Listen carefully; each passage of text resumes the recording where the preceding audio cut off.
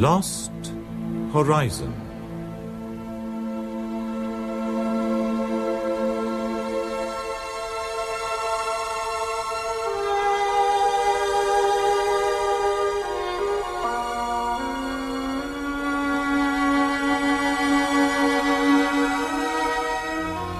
The novel by James Hilton.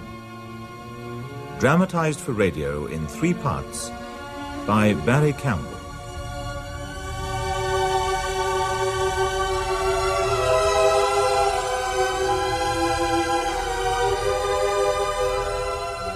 Starring Derek Jacobi as Hugh Conway.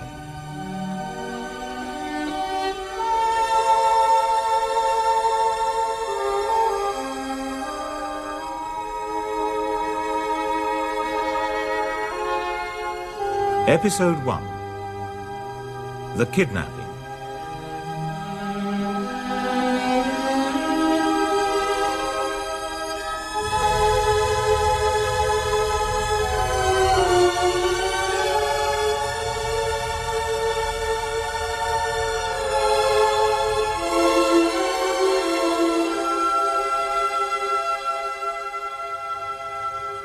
Cigars had burnt low, and we were beginning to sample the disillusionment that usually afflicts old-school friends who meet again as men and find themselves with less in common than they used to think. Rutherford wrote novels. Wyland was one of the embassy secretaries. He'd just given us dinner at Templehof. Not very cheerfully, I fancied, but with the equanimity which a diplomat must always keep on tap for such occasions. That evening in Berlin in 1932, however, was far from dull. We had a good view of the big Lufthansa machines as they arrived at the aerodrome from all parts of Central Europe. And towards dusk, when arc flares were lighted, the scene took on a rich, theatrical brilliance. As I see it, the Weimar economic policy deliberately kept unemployment high and thereby encouraged the political extremists. Just look at the way the National Socialists rose to power. In 1928, they only had 12 deputies in the Reichstag. 3 years later, they had 107. Now they rule the roost. And you see that as a bad thing, do you, Rutherford? I ask Yes, I do. I see Herr Hitler as a damn bad thing. Perhaps it would be as well if we changed the subject. I thought it was only we diplomats who always talk politics. Anyway, this is supposed to be a reunion, not a discussion group. Writers are as bad as diplomats, if not worse, Wyland. After all, they have the ability to criticize without accepting any of the responsibility. Oh, no. That's just not fair, Hilton. Why, if the politicians and diplomats would only listen to us... Why, little Wyland? You're doing yourself proud. I'm awfully sorry. Oh, good Lord. It's Nigel Sanders. I didn't recognize you in your flying gear. It's hard to tell one of you chaps from another when you're dressed like that. Oh, I know that well enough. Don't forget, I was at Bascule. Quite. Well, do sit down and join us in a drink. Hilton, Rutherford, Nigel Sanders, flying time. How do you do? How do you do? That's right. Pull up a chair. Brandy suit you? Oh, rather. Thank you. I say, isn't that Teddy Jerningham? What? Over there? Oh, yes. Would you excuse me for a moment? I must have a word. Yes, by all means. By the way, you mentioned Bascule just now. I know the place slightly. What exactly happened there? Oh, just a bit of excitement we once had when I was in the service. Fact is, an Afghan or an Afridi or somebody ran off with one of our planes. There was the very devil to pay afterwards, as you can imagine. Most impudent thing I ever heard of. Why? How did it happen? Well, the blighter waylaid the pilot, knocked him out, pinched his kit and climbed into the cockpit without even a soul spotting him. How did he manage to fly the thing? Very well, apparently. Gave the mechanics the proper signals and was up and away in fine style. Oh, when did this happen? Ooh, must have been about a year ago. May 31. We were evacuating civilians from Bascule to Peshawar after the revolution there. Place was in a bit of an upset, or I don't suppose the thing could have happened. Still, it did happen. And it goes some way to show that clothes make the man, doesn't it? Yes. I should have thought you'd have had more than one fellow in charge of a plane on an occasion like that. That's quite. Oh, we did on all the ordinary troop carriers. But this particular machine was a special one. The Indian survey people had been using it for high-altitude flights in Kashmir. And it never reached Peshawar. Never reached there, and never came down anywhere else, so far as we could discover. That was the queer part about it. Of course, if the fellow was a tribesman, he might have made for the hills, thinking to hold the passengers to ransom. Passengers? Yes. There were 4. 3 men and a woman. She was a missionary, I think. I suppose they all got killed somehow. There are heaps of places on the frontier where you might crash and not be heard of afterwards. Tell me, was one of the men on that plane, by any chance, named Conway? Why, yes, as a matter of fact. Glory Conway. Did you know? Rather. Well, we were all at school together. Yes. He was a jolly fine chap, by all accounts of what he did at Bascom. Oh, yes, undoubtedly. But how extraordinary. Extraordinary. Sorry? But I don't remember the affair being reported in the papers. How was that? Well, to tell the truth, I seem to have let out more than I should have. Or perhaps it doesn't matter now. Must be stale news in every mess, let alone in the bazaars. It was all hushed up, you see, about the way the thing happened. The government people merely gave out that one of their machines was missing and mentioned the names of the passengers. Sort of thing that didn't attract a lot of attention among outsiders. Oh, sorry to be so long. Has Sanders been drawing the longbow? These flying types, you know. Actually, Wyland, these chaps have been talking about Glory Conway. I'm afraid I spilled the Bascom yarn. Oh. I can't help feeling that it's a pity to make a mere anecdote of it. I always thought you air fellows were put on your honour not to tell tales out of school. Of course, it's all right where you chaps are concerned, but I'm sure you realise that it's sometimes necessary for events up on the frontier to be shrouded in a little mystery. On the other hand, one has a curious itch to know the truth. It was never concealed from anyone who had any real reason for wanting to know it. Conway, eh? Have you seen much of him since school, Hilton? No, we've rather lost touch. What about you, Rutherford? Just a little. At Oxford. A few chance meetings since. Did you come across him much? Once or twice when I was stationed at Angora. Did you like him? Like? I thought he was clever, but rather slack. He's certainly clever. Had a most exciting university career until the war broke out. Rowing blue, leading light at the Union, and so forth. Also, I reckon him the best amateur pianist I ever heard. Yet, in point of fact, one never heard much about him after those Oxford days. Of course, the war cut into his career. No, I understand he was blown up or something of the sort. Nothing very serious. Didn't he get a DSO in France? Yes, I believe he did. Well. And then he went back to Oxford for a spell as a sort of don. I know he went east in 21. His Oriental languages got him the job without any of the usual preliminaries. He had several posts. Of course, that accounts for everything. History will never disclose the amount of sheer brilliance wasted in the routine of decoding Foreign Office chits and hanging around at legation bun fights. He was in the consular service, not the diplomatic. Well, I must be off. Nice talking to you, fellows. Yes, a nice meeting. Bye. Bye-bye. I must take my leave, too. I'm afraid I'm catching the Ostend Express at a very dismal hour in the morning. My hotel is just around the corner. Why not come back and have a quiet drink in my sitting room until it's time for you to catch your train? Well, that's very decent of you. Thank you, I will. Well, good night, Wyland, old man. Good night. Great pleasure to see you. Thank you for a most excellent dinner. Indeed. Most excellent. Not at all. But let me see you fellows to the door.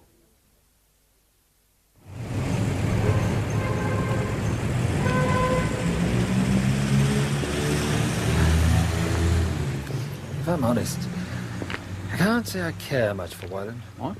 Or rather, I can't stand his type. All that primness and mountainous self-importance. He is somewhat pompous. Pompous. All that business of putting people on their honour and telling tales out of school. As if the Bally Empire was the fifth form at St. Dominic's. Yes. But then I always fall foul of these Saab diplomats. Still, I wouldn't have missed this evening. It was a peculiar experience for me, hearing Sanders tell that story about the affair at Bascour. You see, I'd heard it before, and hadn't properly believed it. It was all part of a very much more fantastic story, which I saw no reason to believe at all. Really? But tell me more about Conway. Well, he was always very decent to me at school. As you know, I like him a good deal, although I've seen surprisingly little of him, if you measure it in time. Why did they call him Glory Conway? I never knew. He left at the end of my first term, and I never met him afterwards. That's nothing, really. He was tall, good-looking, and not only excellent at games, but walked off with every conceivable school prize.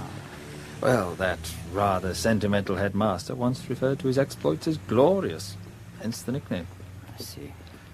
Ah, here we are.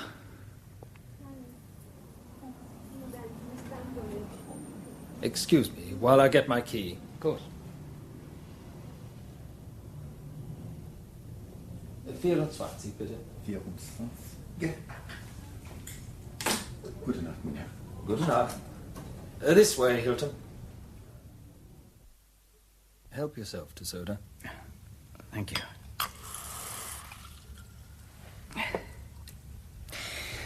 I noticed that whereas Sanders spoke of Conway in the past tense, you spoke of him in the present.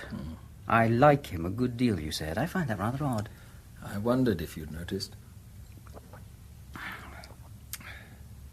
the fact is, Conway isn't dead. Not dead? But how can you possibly know that? Because I traveled with him from Shanghai to Honolulu in a Japanese liner last November. Good Lord. Yes, it's a strange story. I dare say you can guess I'm not a particularly gullible person. I've spent a good deal of my life traveling about, and I know there are queer things in the world. And yet... Well, one thing's certain. I'm not likely to take Wyland into my confidence. Be like trying to sell an epic poem to titbits. I'd rather try my luck with you. You flatter me. Your book doesn't lead me to think so. Oh, now I am flattered. After all, it's only a minor work on neurology. Well, you see, I was interested because amnesia was Conway's trouble at one time. Really? Here, let me help you to a spot more whiskey. Oh, thank you. And I'll tell you all about it. Just a drop, thank you. Well, you see, I was in China in the autumn, on holiday. I'm always wandering about. I hadn't seen Conway for years. We never corresponded, and I can't say he was often in my thoughts. Well, to cut a long story short, I landed up at the mission hospital at Chungkiang. I remember there was a very charming Mother Superior and a Chinese doctor who was most interested to learn that I was a writer. You are perhaps to put our mission in one of your books. I must be most careful what I say. Don't worry. I shan't criticize you if I do. I've seldom seen a cleaner or better ordered hospital. Oh, you are most kind to say so. But I have something you may wish to write about. We have a mysterious Englishman here at the mission. An Englishman? Really? You are interested. A fever case brought in 2 or 3 weeks past. I say mysterious Englishman, but that is only assumption, for he could give no account of himself, and he had no papers. But his clothes? He wore native clothes, of the very poorest kind. And when taken in by the nuns, he had been very ill indeed. He spoke fluent Chinese, pretty good French, but the Mother Superior assures me that before he realized the nationality of nuns, he also addressed them in English, with most refined accent. And the Mother Superior would recognize a refined English accent? Oh, yes, indeed. You are skeptical. Very well. You must judge for yourself. Come, follow me. In this next? Ah, he appears to be asleep. A pity, No, perhaps. he's waking up, I think. Yes. Good afternoon. Oh, good afternoon. God! Conway! But you know this man? Well, indeed I do. He's a friend of mine. Well, Conway, what a place to meet. I'm very sorry, but... You must realize that he has completely lost his memory. So it would appear. But look here. I think I can be of some use. If possible, I should like to stay here for a little while. Perhaps I can help him remember things. Well, that could only be beneficial, I'm sure. And then perhaps when he regains his physical strength, I might travel with him. Who knows? Anyway, I should certainly like to stay and try to help the poor fellow. I am delighted. I will make the necessary arrangements. As Conway's health improved, we talked a good deal. When I told him, quite frankly, who I was and who he was docile enough not to argue about it. He even seemed glad of my company. I'm sure. When I suggested that I should take him home, he simply said he didn't mind. And did you bring him home? I was coming to that. Ah. Well, we made our exit from China in quite a normal way. We sailed down the Yangtze to Nanking and then took a train for Shanghai. There was a Jap liner leaving for Frisco that same night, so we made a great rush and got on board. You did a tremendous lot for him. I don't think I should have done quite so much for anyone else. But there was something about the fellow. Always had been. It's hard to explain, but it made one enjoy doing what one could. Yes. He had a peculiar charm. Although, of course, I still think of him as a schoolboy in cricket flannels.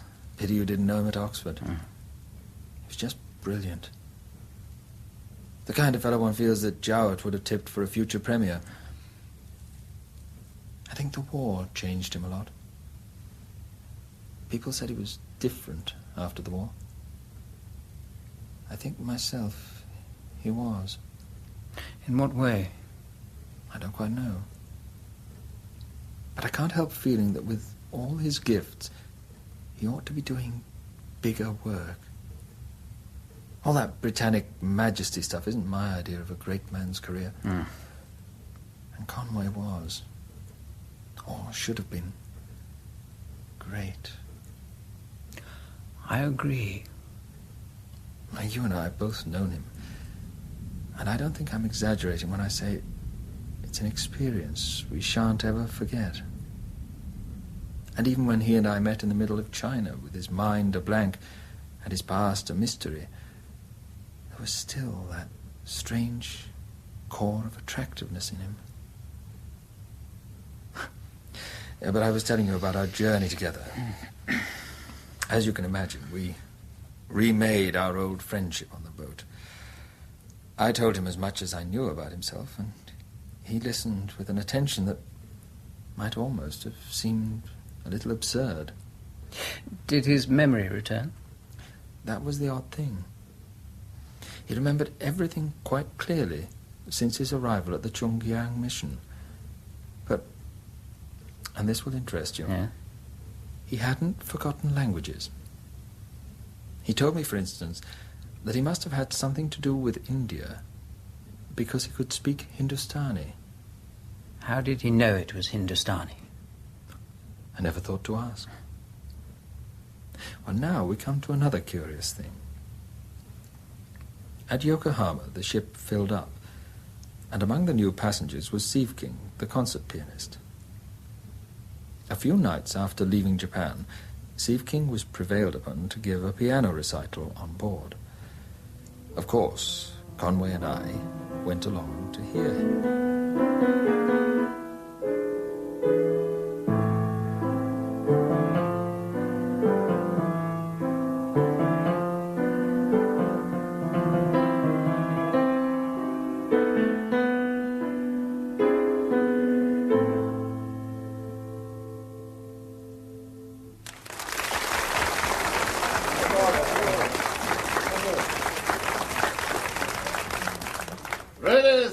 and gentlemen, I feel sure that you would all like me to thank Mr. Andre Sieveking on your behalf for the truly wonderful recita which he has so kindly given us tonight.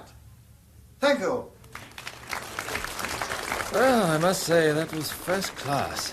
Don't you agree? Conway? Conway? What? Oh, sorry, did you speak? Yes, I was saying how well Sieveking played tonight. Oh, yes, extremely well. Excuse me one moment, will you? I said, Conway, are you all right? Yes, perfectly. But please, stay there. Well, sir, I hope you'll agree that we have been most royally entertained this evening. Yes, indeed. A first-rate recital. Allow me to introduce myself. My name's Rutherford, Simon Rutherford.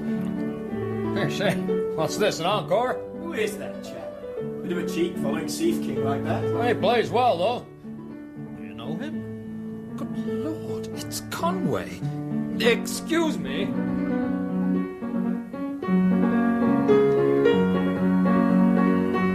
Conway, what the devil?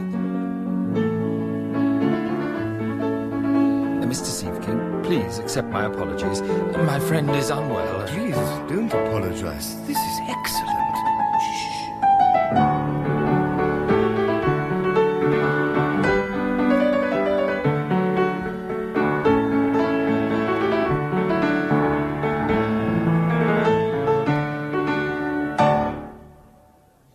Bravo.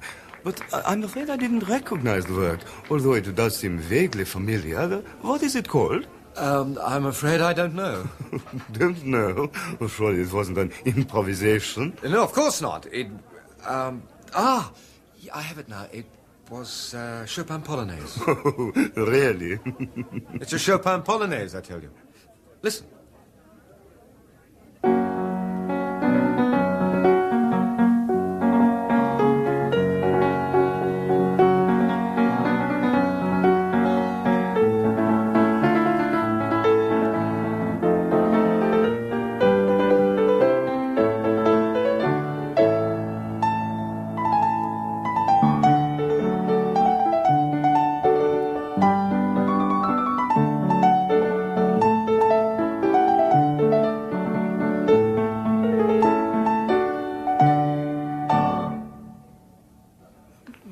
My dear fellow, I know everything of Chopin's that exists, and I can assure you he never wrote the work that you have just played. Damn it, I tell you, it's a Chopin Polonaise. Steady, I will Conway. agree that it is utterly in his style, but I challenge you to show me the score in any of the editions. Are you suggesting that I'm lying? Oh, yes, I remember now. Sorry, it was never printed. Never printed? Then how on earth did you come to learn it? From meeting a man who used to be one of Chopin's pupils. Oh, but that's quite Excuse impossible. me, butting in, gentlemen. My name's Kornblatt, Newberg Kornblatt, University of California. I couldn't help overhearing your conversation. What you're saying, sir, is chronologically impossible, or almost I so. assure you, sir, I'm telling the truth. Oh, I didn't mean to What say... I have just played is an unpublished Chopin Polonaise. This is all very puzzling. If that piece were to be published, it would be in every virtuoso's repertoire within 6 months. Listen to this. It's another unpublished piece I learned from the same chap.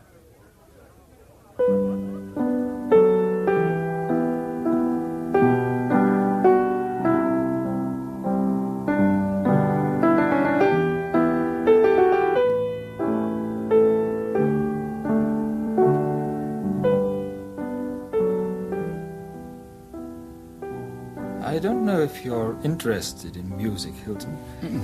But even if you're not, I dare say you will be able to imagine something of Sieveking's excitement as Conway continued to play. Yes, indeed.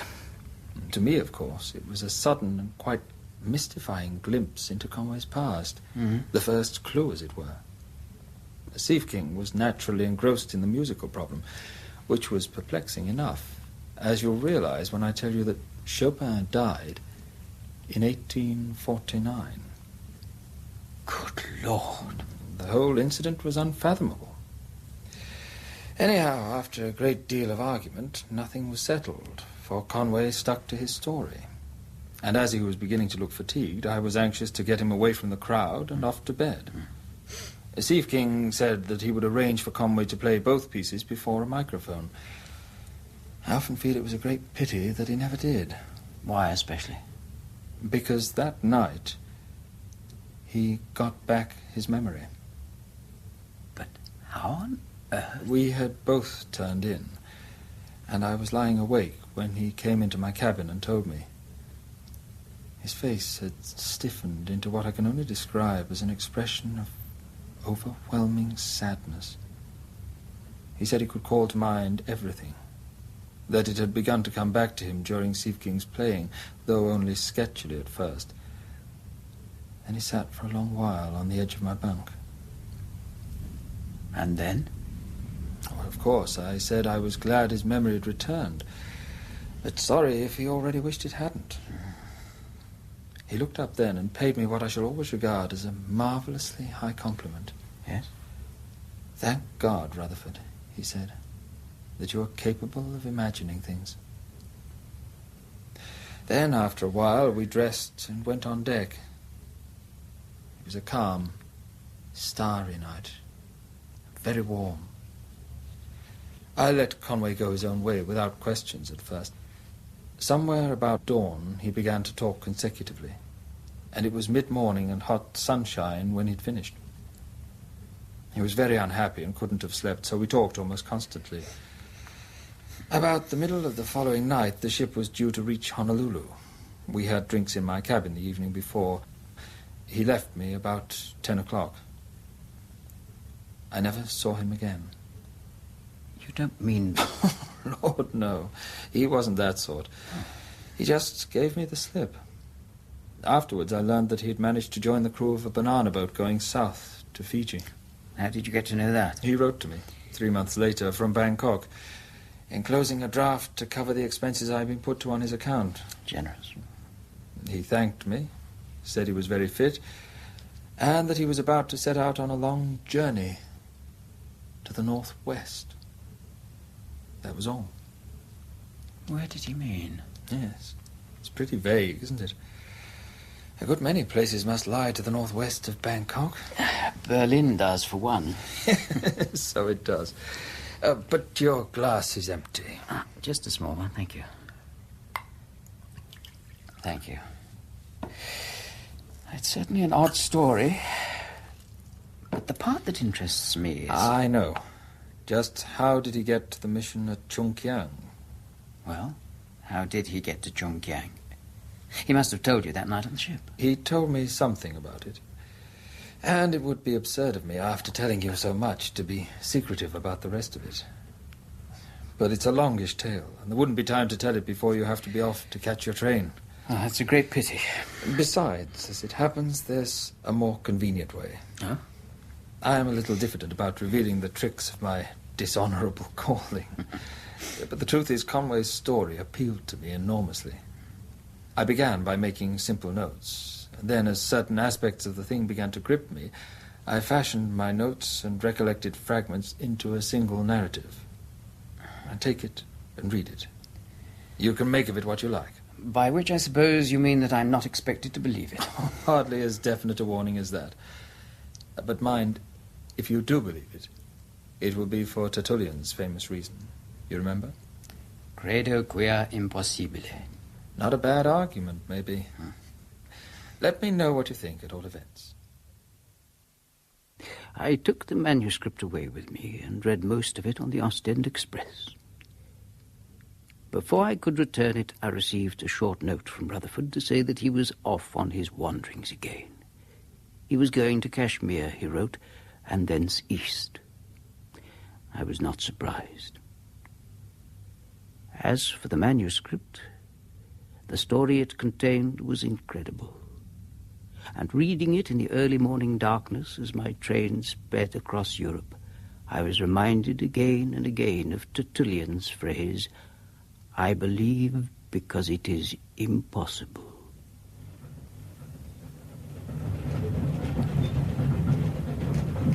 During the third week in May, the situation in Baskool had become much worse. And on the 20th, the Air Force machines arrived by arrangement from Peshawar to evacuate the white residents across the mountains in troop carriers. Miscellaneous aircraft were also employed, among them a cabin machine lent by the Maharaja of Chandrapur. Well, it appears that you four are in luck. First-class luxury travel. You've drawn the Maharaja's liner, no less. Jolly good. Now, if I can just have a note of your names for the records, have to make sure no one gets left behind and so forth. Let's start with the lady, shall we? Roberta Brinklow of the Eastern Mission. Brinklow? Henry D. Barnard of the United States of America. Was that D or E? D. Oh, thank you. Captain Charles Mallinson, HM Vice Consul. And Hugh Conway, HM Consul. I'm very proud to meet you, sir. Very proud. Thank you for getting us all away in such good order. All in a day's work, sir. Now, if you'll follow me, I'll get you safely stowed aboard. Will you be flying us out yourself? No worse luck. Chap from the field called Fenner will take you out in about 10 minutes' time. Charlie Fenner? I know him. Yes, that's a chap. All be pals together. Have you got your gear? Yes. Right, now, if you'll just follow me, please.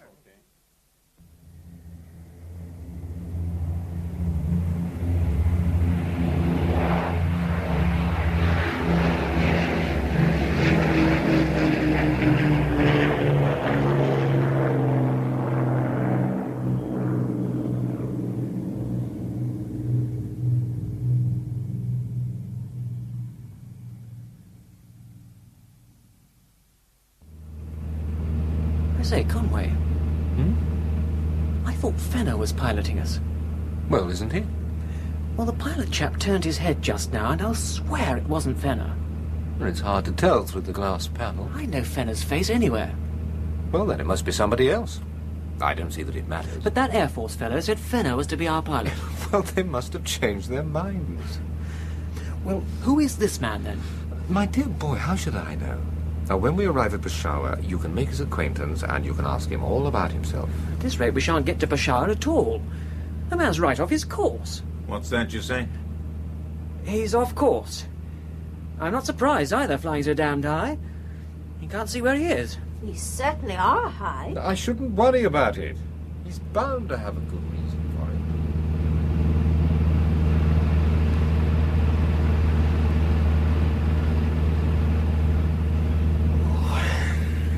What time is it? At this rate, there'll hardly be time for a drink at the club when we land. Don't be too sure. We're going down now. My God, look down there. This isn't Peshawar. No, I didn't recognize this part of the world. It looks as if you're right. This man's lost his way. It's getting rough. You all right, Miss Brinklow? Thank you, I'm quite all right. Looks like he wants to land. He can't. He'd be simply mad if he tried to. He'll crash. Hold tight, all of you.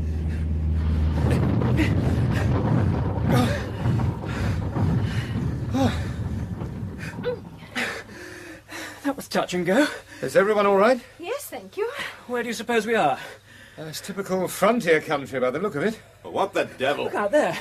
Tribesmen, hundreds of them. They're surrounding the plane. Where's the pilot off to? I do hope nothing happens to him. Certainly knows how to fly a plane. I'm going to find out what's going on. It's no good. They won't let us out. You suppose that... It's all right, all right. Look, they're bringing up cans of petrol. We've simply stopped for refueling. Well, that's a relief. For a moment there, I thought it was all up with us. And look there. I was right. That chap's not Fenner. Why, I don't believe he's even a European. If you ask me, this is all a bit fishy. What shall we do? Well, what can we do? We have no firearms of any sort. Even if we had, we're outnumbered 50 to 1. We'll just have to sit here and make the best of it.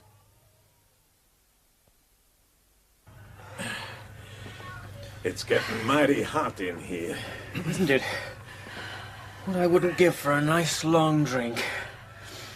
Can't we open the door? Just a bit. No good, they won't let us. Well, the pilot's climbing back into the cockpit. Hi, look out. What? That fella at the window. Oh, no, it's all right. They're only handing something in. Careful. What is it? It's a can of water. It's tepid, but drinkable. Oh, well, that's something. We're taking off. So we are. Where to now, I wonder?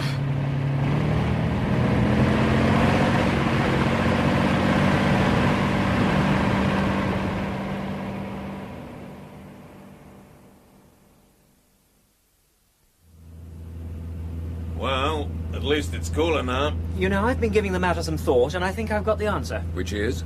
We're being kidnapped for ransom. You don't say. Good gracious. Nothing to worry about there, Miss Brinklow. The tribesmen keep you hidden away in some lair in the mountains until the government pays up, and then you're released. They treat one quite decently, I believe. And since the ransom money is paid by the government, you're no worse off. The whole business is only unpleasant while it lasts. Afterwards, the air people send a bombing squadron, and you're left with a good story to tell for the rest of your life. Well, I dare say it's a cute idea on somebody's part, but I can't exactly say that your Air Force has covered itself with glory. You Britishers make jokes about the holdups in Chicago and all that, but I don't recollect any instance of a gunman running off with one of Uncle Sam's aeroplanes. I wonder what happened to the real pilot, old Fenner.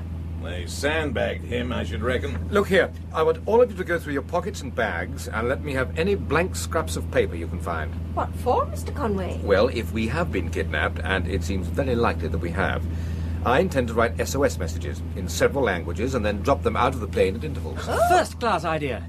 It's a very slender chance, but it's worth a try, I'm sure. Okay, let's get to work.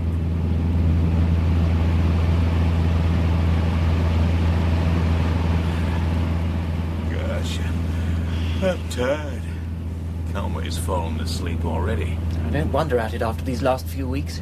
You his friend? I worked with him at the consulate. I happen to know that he hasn't been to bed for the last 4 nights. As a matter of fact, we're very lucky having him with us in a tight corner like this.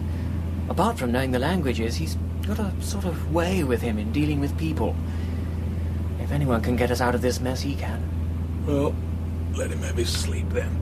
I think he looks a very brave man.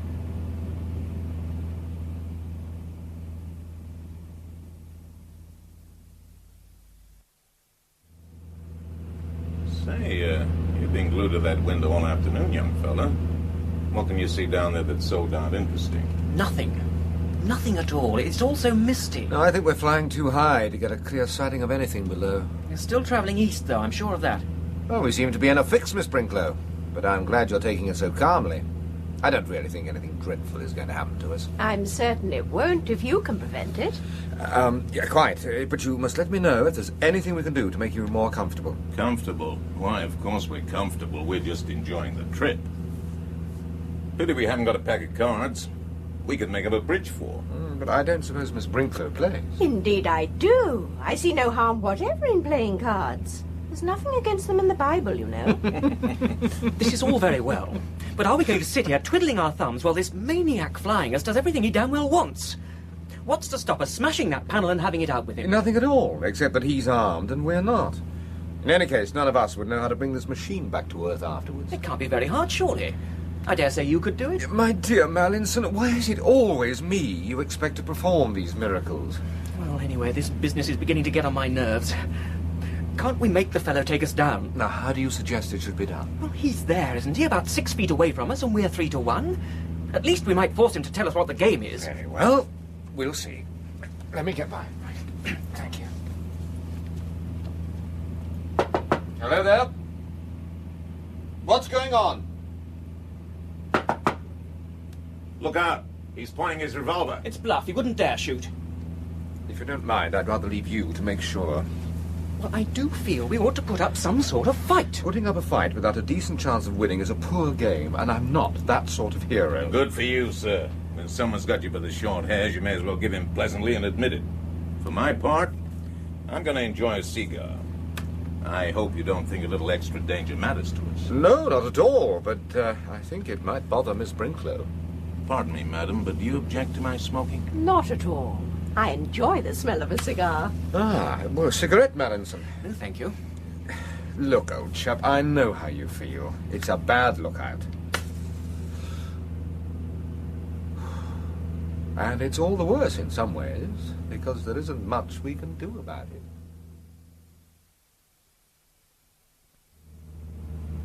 I wonder where we are. I should imagine we're still in India.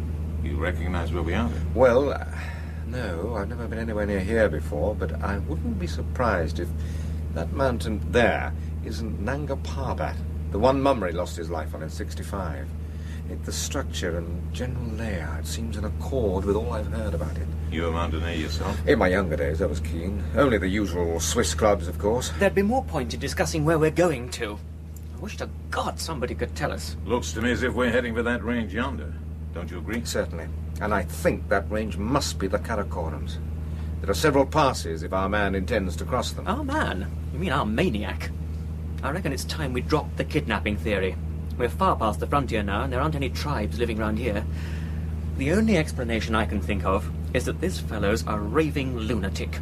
Would anybody but a lunatic fly into this sort of country? I know that nobody but a damn fine Emma would. I agree. I never was any good at geography, but I understand that these are reputed to be the highest mountains in the world, and if that's so, it's a pretty first-class performance to cross them. And also the will of God. You're quite right, Barnard. This affair grows more and more remarkable. Remarkable or not, I don't feel inclined to propose a vote of thanks because the fellow happens to be a stunt flyer.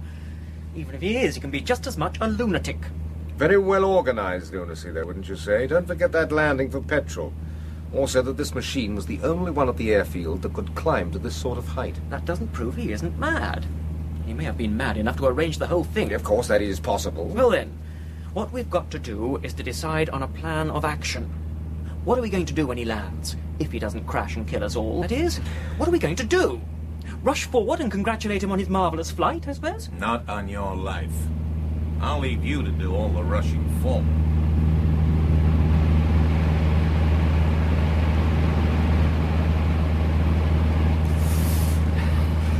It's getting mighty cold. Full moon out there. I wonder how far we've traveled. Anything up to 1,000 miles, I should say. Where would that bring us to? It's not easy to judge, but probably some part of Tibet. If these are the Karakorums, Tibet lies just beyond one of those crests. One of them must be K2. Next on the list after Everest. Boy, this is some scenery. And from a climber's point of view, K2 is much stiffer than Everest. The Duke of Abruzzi gave it up as an absolutely impossible peak. God! I guess you must be the official guide on this trip, Conway. Boy, if I had a flask of cognac, I wouldn't care if it was Tibet or Tennessee. But what are we going to do about it? I just don't see how you can sit there and make jokes about it. Well, it's as good as making a scene about it, young fella. As you haven't asked my opinion, perhaps I oughtn't to give it, but I should like to say that I agree with Mr. Mallinson. I'm sure the poor man can't be quite right in the head. The pilot, I mean, of course. There would be no excuse for him anyhow, even if he were not mad. Hold on! Oh. Do you know, this is my first trip in the air, my very first. Nothing would ever induce me to do it before. Though a friend of mine tried her very best to persuade me to fly from London to Paris. And now you're flying from India to Tibet instead. Well, that's the way things happen. I knew a missionary once who'd been in Tibet. He said the Tibetans are very odd people. They believe we are descended from monkeys. That's a remarkably cute of them. Oh, dear, no, I don't mean in the modern way. They've had the belief for hundreds of years. Of course, I'm all against it myself, and I think Darwin was worse than any Tibetan. Fundamentalist, I suppose. I used to belong to the LMS, but I disagreed with them about infant baptism. But what can the London, Midland and Scottish The Railway... London Missionary Society. Oh, sorry, I thought it was... What's happened? My God, we're going down. It's all right. It's all right. He's going to land. Hold tight, everybody. We're landing. Hold on!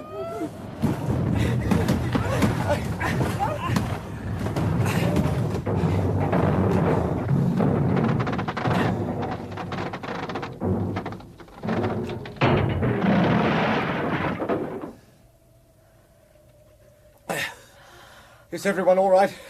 I think so. Quite all right. Just a bruise or two. I'm going to open the door. Careful now. No need to be careful. This looks like the end of the world. What can you see? Not much. There's not a soul about, anyhow. Hold on. We'll go out together. It's all right. Jump down. God, it's cold. It's all right, Barnard. Okay. Help Miss Brinker down, will you? I'm not scared of that fellow on land, whoever he is. I'm going to tackle him right away. Mallinson, be careful. All right, ma'am. Yes, thank you. What's happening? I say, Conway! What? I think this fellow's ill or dead or something. Hang on. I'll come up and have a look.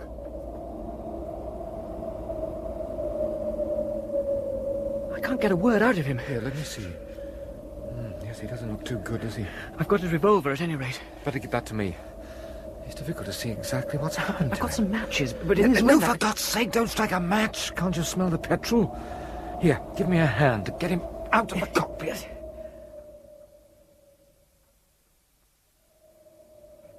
Lay him down. Careful now. Here, let me help. What has happened to him? Poor fellow. He's unconscious, but not dead. It's possibly a heart attack, brought on by the high altitude. Well, we can't do much for him out here. There's no shelter from this infernal wind. Better get him inside the cabin. And ourselves, too.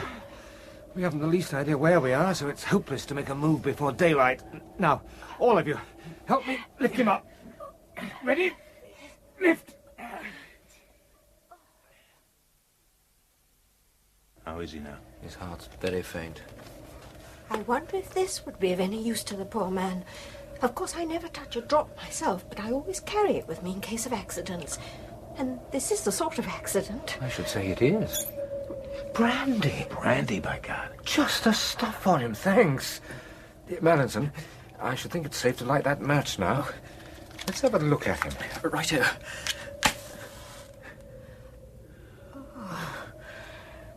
He isn't much of a beauty, is he? Chinese, I should say, if he's anything at all. I say, what a lot of damn fools we look, striking matches over a corpse. He's not a corpse yet. Now, with a bit of luck, we may bring him round. Luck? It'll be his luck, not ours. Don't be too sure, and shut up for the time being, anyhow. Now, listen. I'll sit up with this fellow, and I suggest that the rest of you try to get some sleep.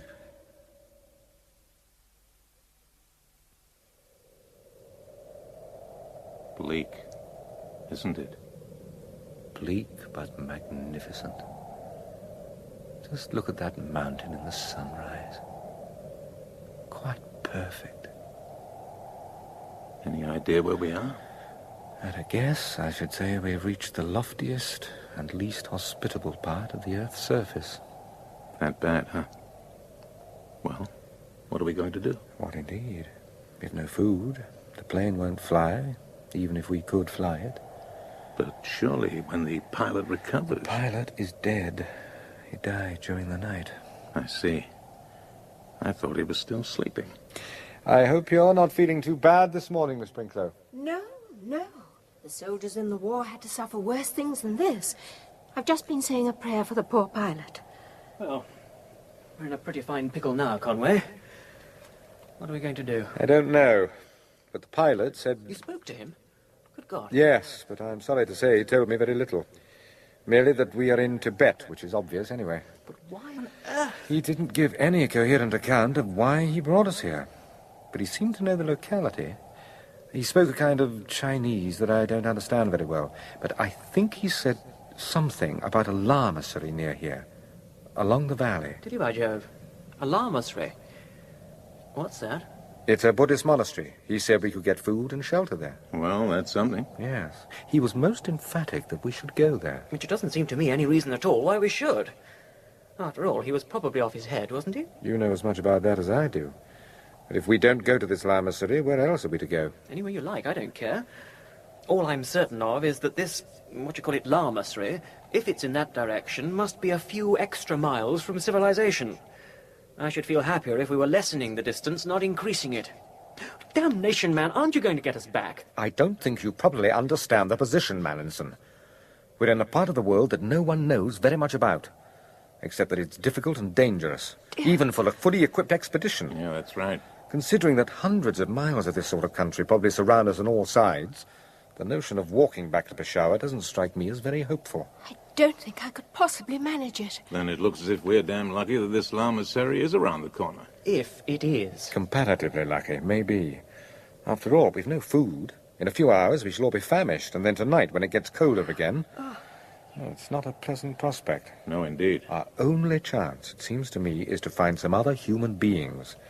And where else should we begin looking for them? except where we've been told they exist. But what if it's a trap? A nice warm trap would suit me down to the ground.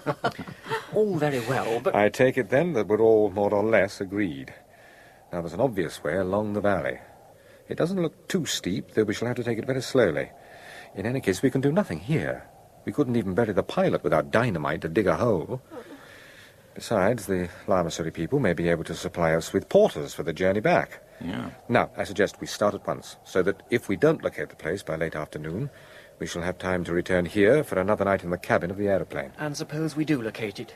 Have we any guarantee we shan't be murdered? None at all, but I think it a less, and perhaps also a preferable risk to being starved or frozen to death up here. Oh, yes.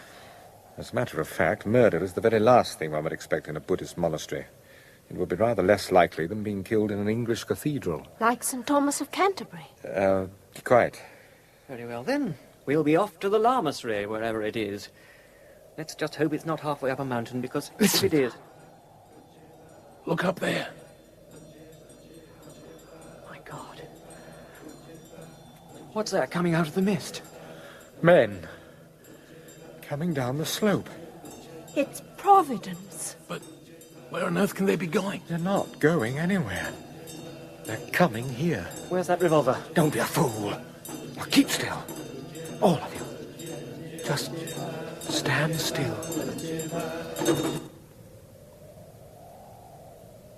One of them's coming over. Looks like their leader. Funny-looking cove, looks Chinese. I hope he speaks Chinese. They don't look violent.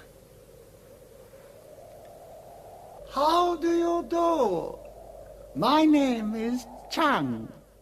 I am from the Lamasery of Shangri-La.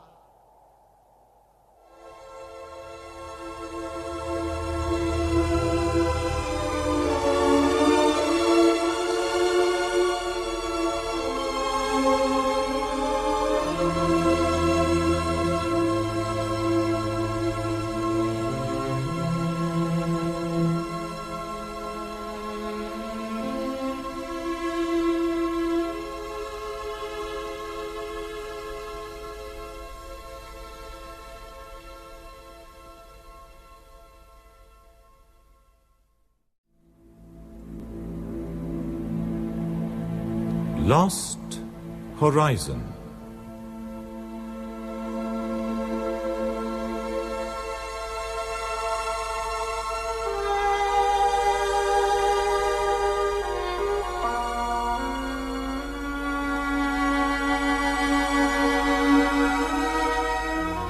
The novel by James Hilton. Dramatized for radio in 3 parts by Barry Campbell.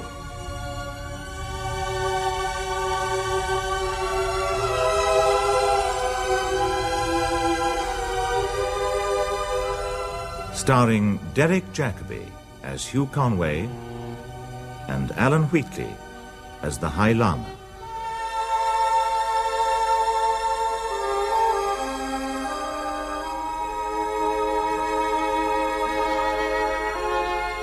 Episode 2, Shangri-La.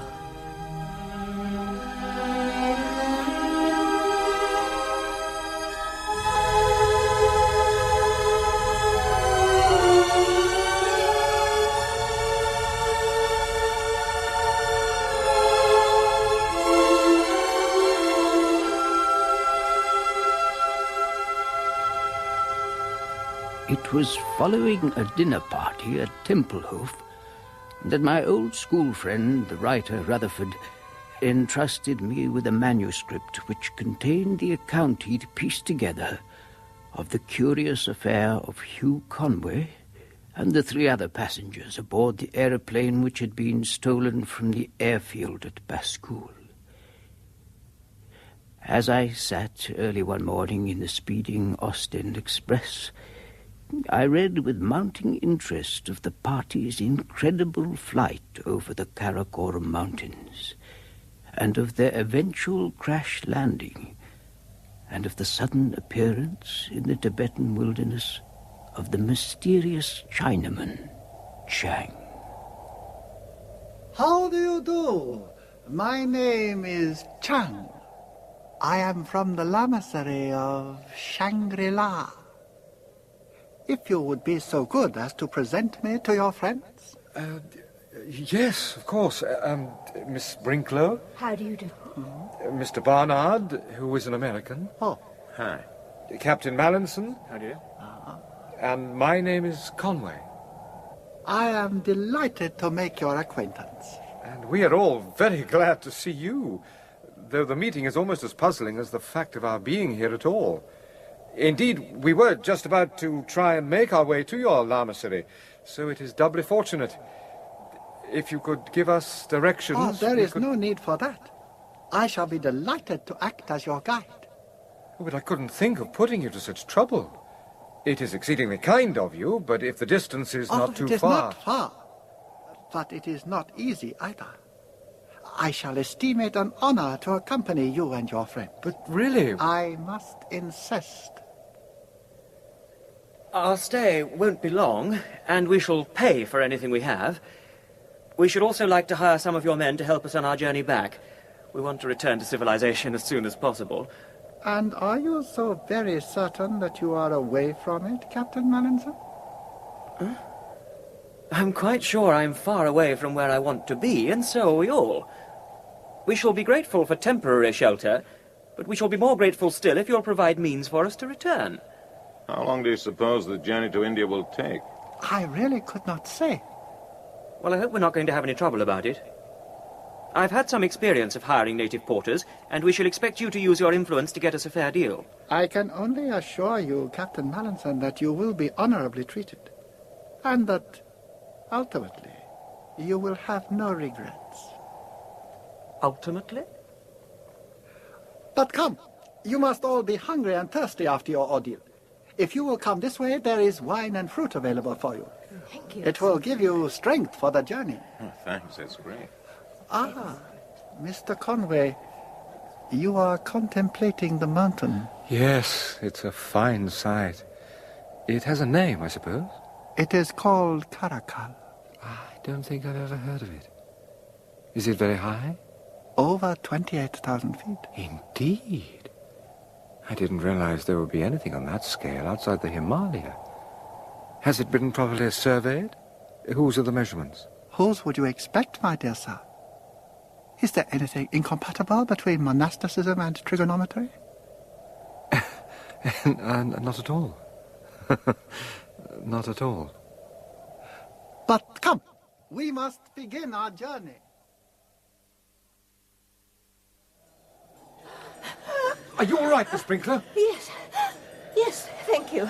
Yes, it's a curious sensation. It must be the rarefied air. One has to breathe consciously and deliberately. It's not altogether unpleasant, though. I ran for a train once and felt just like this. You're lucky, Conway. It doesn't seem to affect you. God, I wish I could be carried in a chair like that Chinese fellow. Damn cheek. Oh, come on. We're nearly at the top. Hello, they're slowing up. What's this? Oh, I'm coiling ropes. Do they mean to hang us already? The next stage must be a bit tricky. I expect we're all going to be roped together. Oh, dear. Yeah, it'll be all right. I'll do my best, but you know I've never been roped before.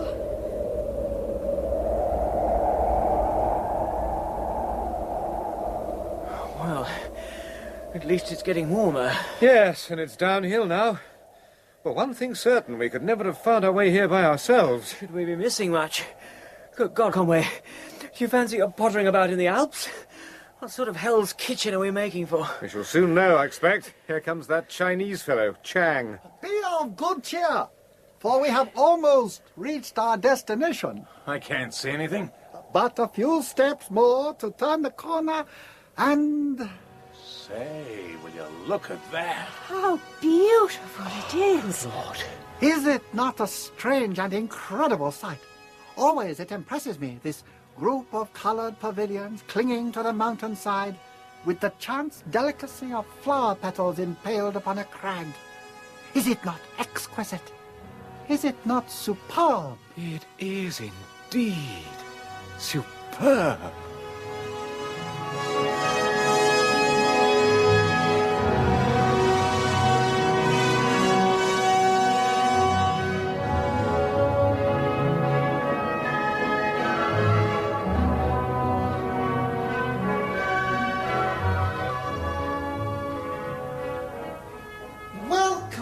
to Shangri-La. I must apologize for leaving you to yourselves most of the way, but the truth is journeys of that kind don't suit me. I trust you were not too fatigued? We managed. Excellent.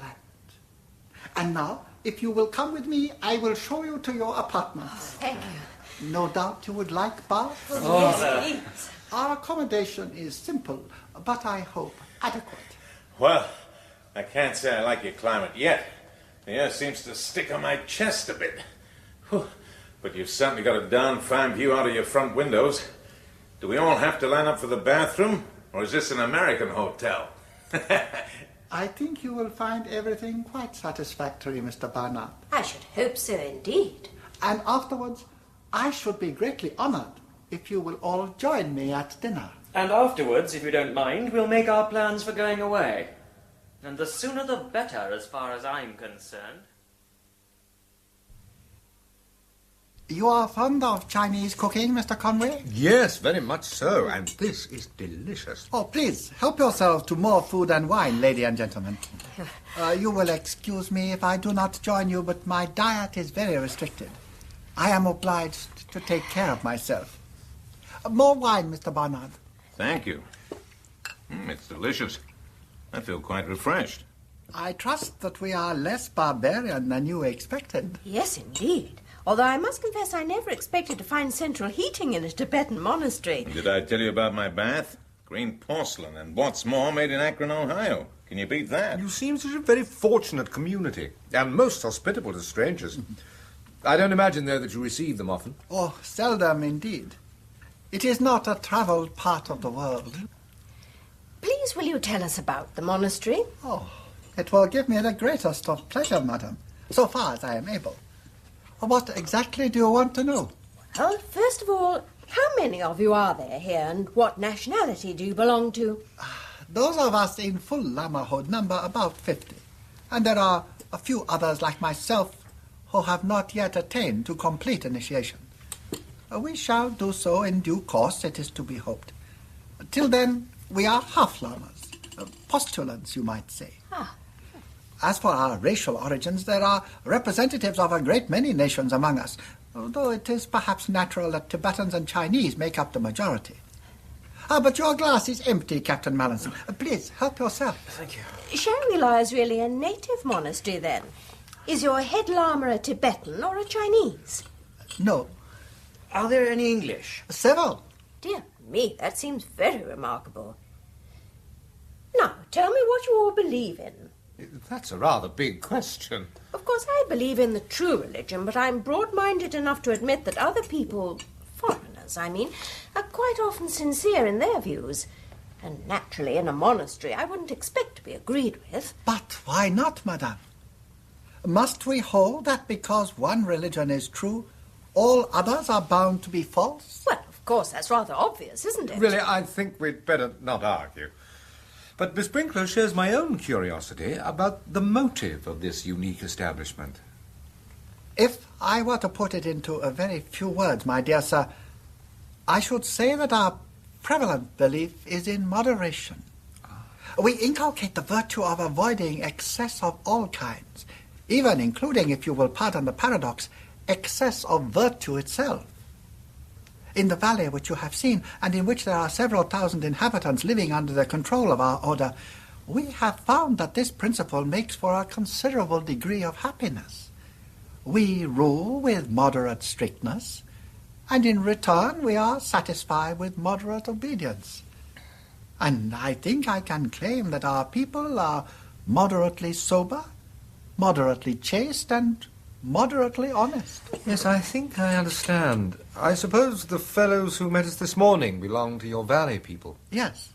I hope you had no fault to find with them during the journey. Oh, no, none at all. By the way, you were careful to say that the rule of moderation applied to them.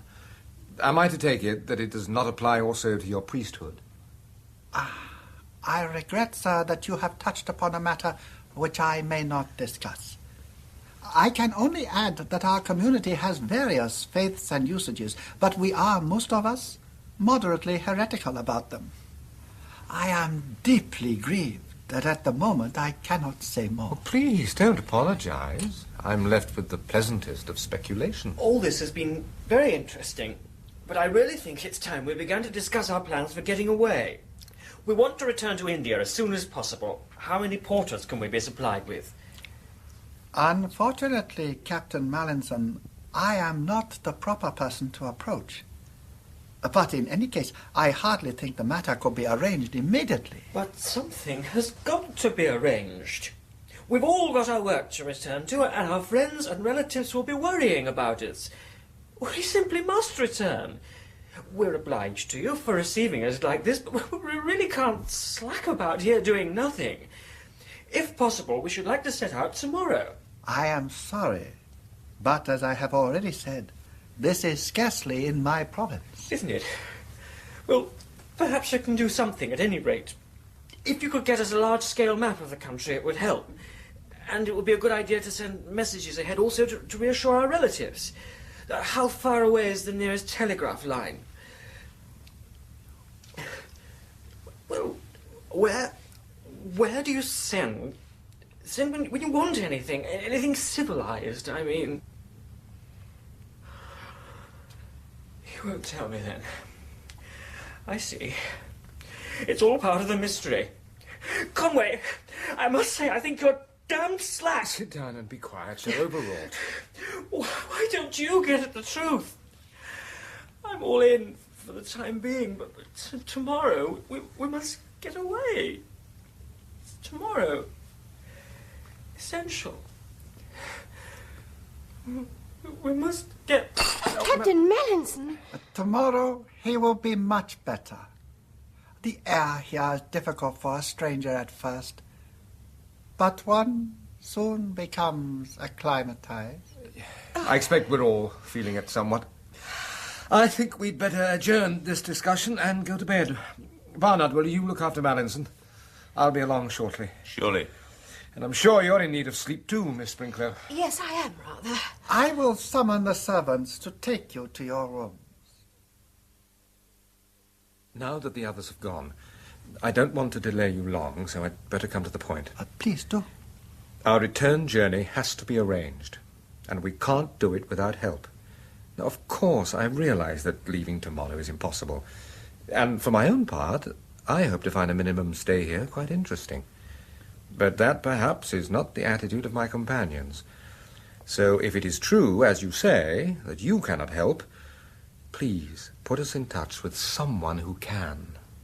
You are wiser than your friends, my dear sir, and therefore you are less impatient. I am glad. That's not an answer. I feel sure you have no cause to worry about the matter. No doubt, in due course, we shall be able to give you all the help you need. There are difficulties, but if we approach the problem without undue haste... I'm not suggesting haste. I'm merely seeking information about porters. That raises another point. I very much doubt whether you will easily find men willing to undertake such a journey. They have homes in the valley, and they don't care to leave them to make long and arduous trips outside. Yeah, but they can be prevailed upon to do so. Or else why and where were they escorting you this morning? This morning? Oh, that was quite a different matter. In what way? Weren't you setting out on a journey when you chanced to come across us? I see. I understand. Then it wasn't a chance meeting.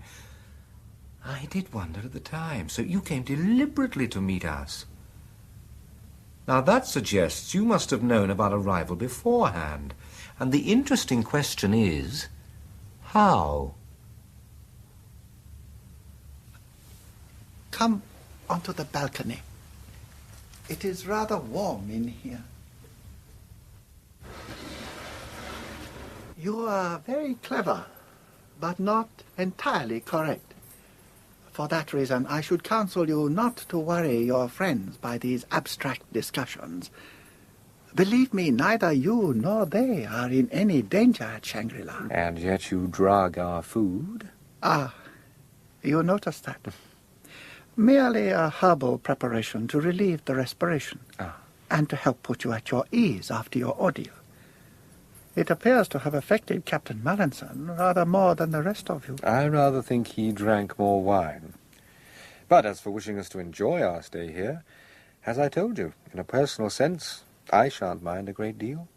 It's a new and interesting experience, and in any case, we do need some rest. Tomorrow, you may find it even more interesting. And as for rest, if you are fatigued, there are not many better places in the world. It is very beautiful, I'll give you that. Just look at the mountain. Caracal, you called it. So brittle and clear against the blue immensity beyond. The whole valley might be a landlocked harbour, and Caracal the lighthouse. Look, there at the light on the summit. It's ice blue. Magnificent. What does the name Caracal mean? Caracal in the valley patois means blue moon.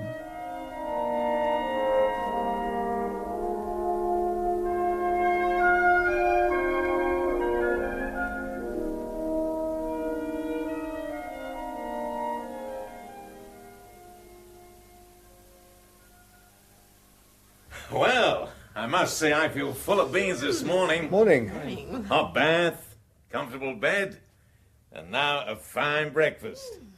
What more could a man want? It's not at all what I expected. It's so comfortable. Good morning. Morning. Truly, as your national poet says, sleep knits up the ravelled sleeve of care. I suppose you mean Shakespeare, though I don't recognize the quotation. But I know another one that says, stand not upon the order of your going, but go at once. Without being impolite, that's rather what we should all like to do. And I want to hunt around for those porters this morning, if you've no objection. I am sorry to have to tell you it would be of little use. I fear we have no men available. But good God, man, you don't suppose we're going to take that for an answer, do you? I am sincerely regretful, but I can suggest no other. You seem to have figured it all out since last night. You weren't nearly so dead sure of things then. I did not wish to disappoint you when you were so tired from your journey. You may recollect it was remarked yesterday by Captain Mallinson that we are bound to have occasional communication with the outside world. That is quite true. There, you see, I was right. From time to time we require certain things from distant entrepôts, and it is our habit to obtain them in due course. The point of importance is that such a consignment is expected to arrive shortly, and as the men who made the delivery will afterwards return, it seems to me that you might manage to come to some arrangement with them. Indeed, I cannot think of a better plan, and I hope when they arrive... When do they arrive? The exact date, of course, is impossible to forecast. The hazards of weather and so on. Oh, it will probably not be longer than 2 months. 2 months? Or 3, or 4, or 5? And you think we're going to wait here for this convoy or caravan or whatever it is to take us God knows where at some completely vague time in the distant future? I think, sir, the phrase distant future is hardly appropriate. Unless something unforeseen occurs, the period of waiting should not be longer than I have said. But 2 months? 2 months in this place? It's preposterous. I'm sorry. I did not wish to offend. If you will excuse me. Sorry I lost my temper. But you know how I feel. There's something odd about this business. It's crooked.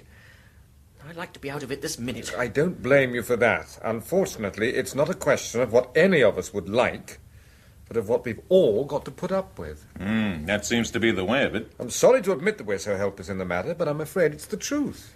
You mean we've got to stay here for 2 months? Well, I don't see what else we can do. All right, then. 2 months it is. And now let's all shout hooray about it. I don't see why it should be so much worse than 2 months in any other isolated part of the world. After all, people in our jobs are used to being sent to odd places. Of course, it's bad for those of us who have friends and relatives. Personally, I can't think of anyone who'll worry over me acutely. And my work can easily be done by someone else. Well, I reckon I'm pretty lucky myself for that matter. 2 months in this penitentiary won't kill me, and as for the folks back home, well, I've always been a bad letter writer. You forget that our names will be in the papers. We shall all be posted as missing, and people will naturally assume the worst. Oh, yes, that's true. But, it won't affect me, I assure you. I must say, you don't appear too distressed about it, Miss Sprinkler. As Mr. Barnard says, 2 months here is nothing to make a fuss about. It's all the same wherever one is when one's in the Lord's service. Providence has sent me here. I regard it as a call. And I'm sure you'll find your mission society pleased with you when you do return. Yes. I'm sure I shall be able to give them much information. Well, all of us have had a very interesting experience, for that matter. That should be a small consolation. Heaven knows what we shall find to do with ourselves. The first rule must be to avoid getting on each other's nerves. Happily, the place seems big enough and by no means overpopulated. Except for the servants, we've only seen one of its inhabitants so far. Lady and gentlemen, this afternoon, if you are agreeable, I shall be delighted to show you a little more of the lamasery. Why not? We may as well give the place the once over while we're here. When we left Bascoul in that aeroplane, I'm sure I never dreamed we should ever get to a place like this. And we don't know why we have yet. And the exquisite Pablo song ceramics which you saw in the higher chamber. Yes. Now, if you will just turn this way, it is conceivable that you may find these humble paintings of interest. This, as you see, is the library of Shangri-La. Oh, I say. There must be millions of books here. Sure is. I think I may say without boastfulness that you will find all the world's very best literature represented here. English, French, Eastern scripts, Chinese, Russian. Why, it's a veritable treasure house for scholars. And you are a scholar, perhaps? I enjoy reading, of course, but my work during recent years hasn't supplied many opportunities for the studious life. Yet you would wish for it? Oh, I wouldn't say that, but I am certainly aware of its attractions. Well, here's something for your studious life, Conway. It's a map of the country. We have a collection of several hundreds. They are all open to your inspection. But you will not find Shangri-La on any of them. I wonder why. There is a very good reason. That is all I can say. Still piling up the mystery, eh? Aren't you going to show us the llamas at work? I am sorry to say that is impossible. The llamas are never, or perhaps I should say only rarely, seen by those outside the llamahood. What do the llamas do? They devote themselves, madame, to contemplation and to the pursuit of wisdom. That isn't doing anything. Then, madame, they do nothing. I thought as much. Well, Mr. Chang, it's a pleasure being shown all these things, I'm sure. But you won't convince me that a place like this does any real good. I prefer something more practical. Perhaps you would like to take tea now. Tea? Yes, that would be very welcome, thank you. Visiting museums and art galleries always gives me a slight headache. Then by all means, let's have tea. Then I shall take you to the Lotus Pool Pavilion. Pretty little place. Please be seated, Miss Sprinkler. Thank you. Good Lord. What is it, Conway? I suppose after all the wonders we've seen this afternoon, it's rather naive of me, but I can't help being surprised when I see a modern grand piano and a harpsichord in a lamasery pavilion. Oh, is that all? I must tell you that the llamas hold Western music in the highest esteem, particularly that of Mozart. The lamasery has a collection of all the great European compositions, and many of the llamas are skilled musicians. Do you mean to tell me that this piano was brought here by the route we came along yesterday? There is no other. Well, that beats everything. Then I figure you have an agent in Pekin or Shanghai, and I'll bet everything costs a mighty lot of dollars by the time you handle it. Your surmises are intelligent, Mr. Barnard, but I fear I cannot discuss them. But here's our tea. And now, I have another surprise for you, Mr. Conway. Lotsan? What a stunning girl. You are pleased, Mr. Conway? It is well. How very delightful. 18th century French, is it not? You are quite correct. A gavotte by Rameau. But who is the girl? Her name is Lo Tsen. She has much skill with the Western keyboard music. Like myself, she has not yet attained the full initiation. I should think not indeed. She looks hardly more than a child. So you have women llamas here, then? There are no sex distinctions among us. Extraordinary business, this llamahood. Well, lady and gentlemen, I hope my little tour has proved enjoyable. Yes, indeed. Most enjoyable. Yes, indeed. Then I am most happy to have been of some small service. Meanwhile, please consider the resources of this music pavilion and the library wholly at your disposal. That is most generous. But what about the llamas? Don't they ever want to use them? They yield place with much gladness to their honored guests. Well, that's what I call real handsome. And what's more, it shows that the llamas do really know we exist. Makes me feel more at home somehow. You've certainly got a swell outfit here, Chang. And that little girl of yours plays the piano very nicely. How old would she be, I wonder? I am afraid I cannot tell you. You don't give away secrets about a lady's age, is that it? Precisely.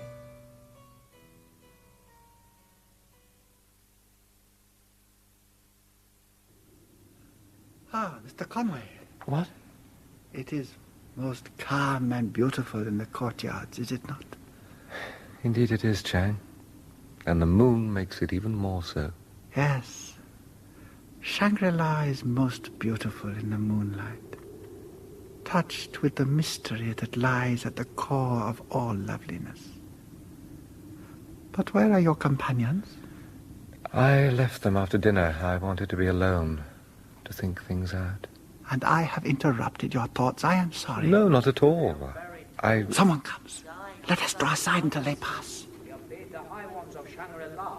He came through the air over the great mountains with a bird to hold him. And he brought the strangers with him. Talu was not afraid of the outside wind, or the outside cold. For we went outside long ago. The Valley of the Blue Moon still remembers him. Over the great mountains with a bird to hold him. Talu must have been our pilot. Then he wasn't just mad. The whole thing was planned, carried out at the instigation of the High Ones of Shangri-La. But why, Chang? Have no fear, Mr. Conway. You are quite safe at Shangri-La. And soon, I assure you, all these mysteries will be revealed to you.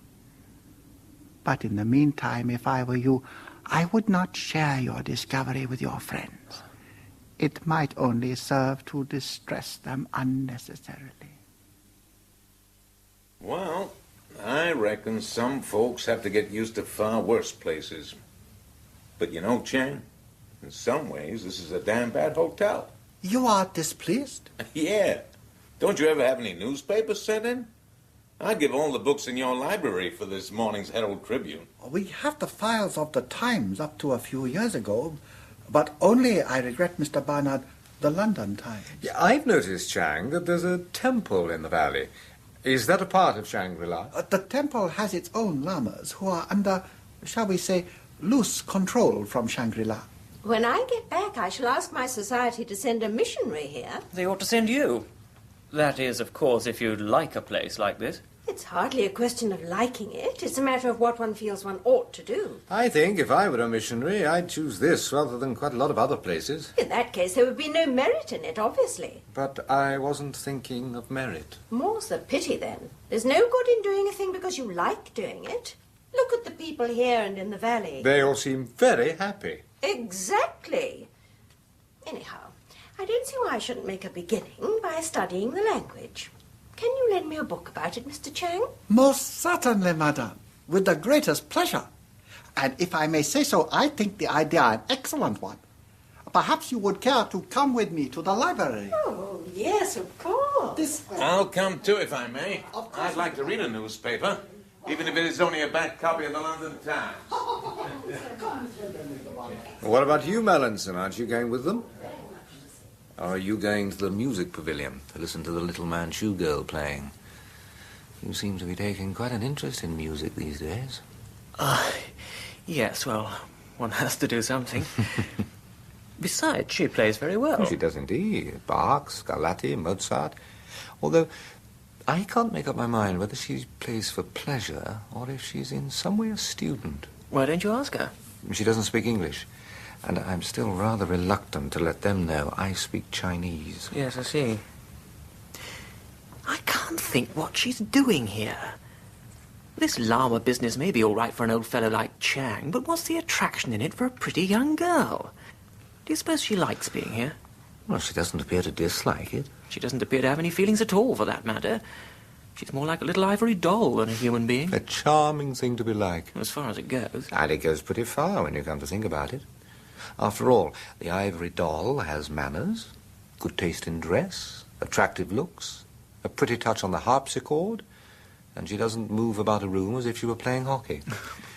Western Europe, so far as I can recollect it, contains an exceptionally large number of females who lack these virtues.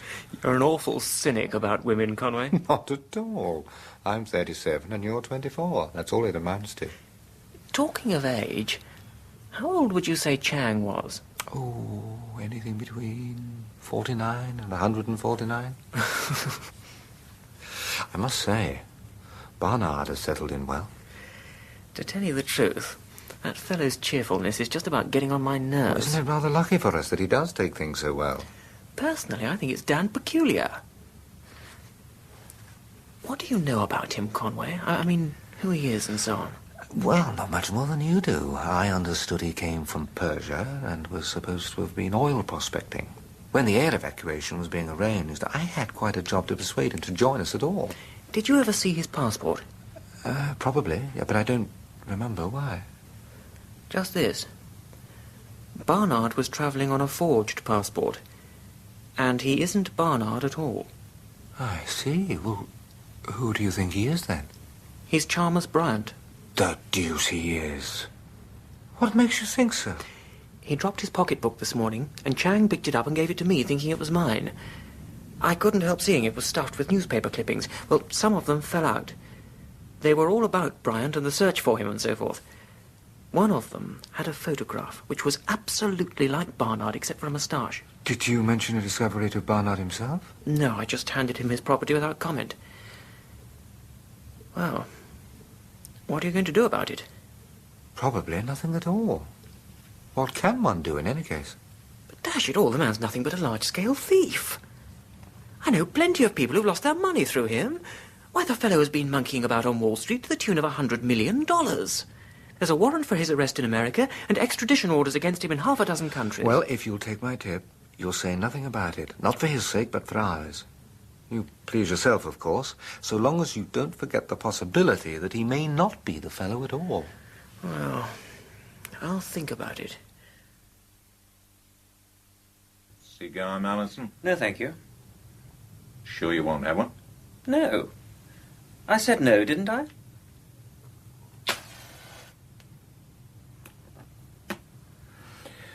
Well, I guess you all know who I am. Yes, Mallinson and I think we do. Damn careless of me to leave those clippings about. Well, we're all apt to be careless at times. I'm sure I don't know who you are, Mr. Barnard. Gosh, but it's mighty queer.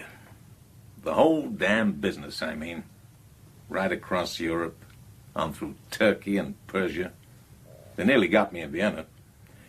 It's pretty exciting at first, but it gets on your nerves after a bit. I got a good rest at Baskel, though.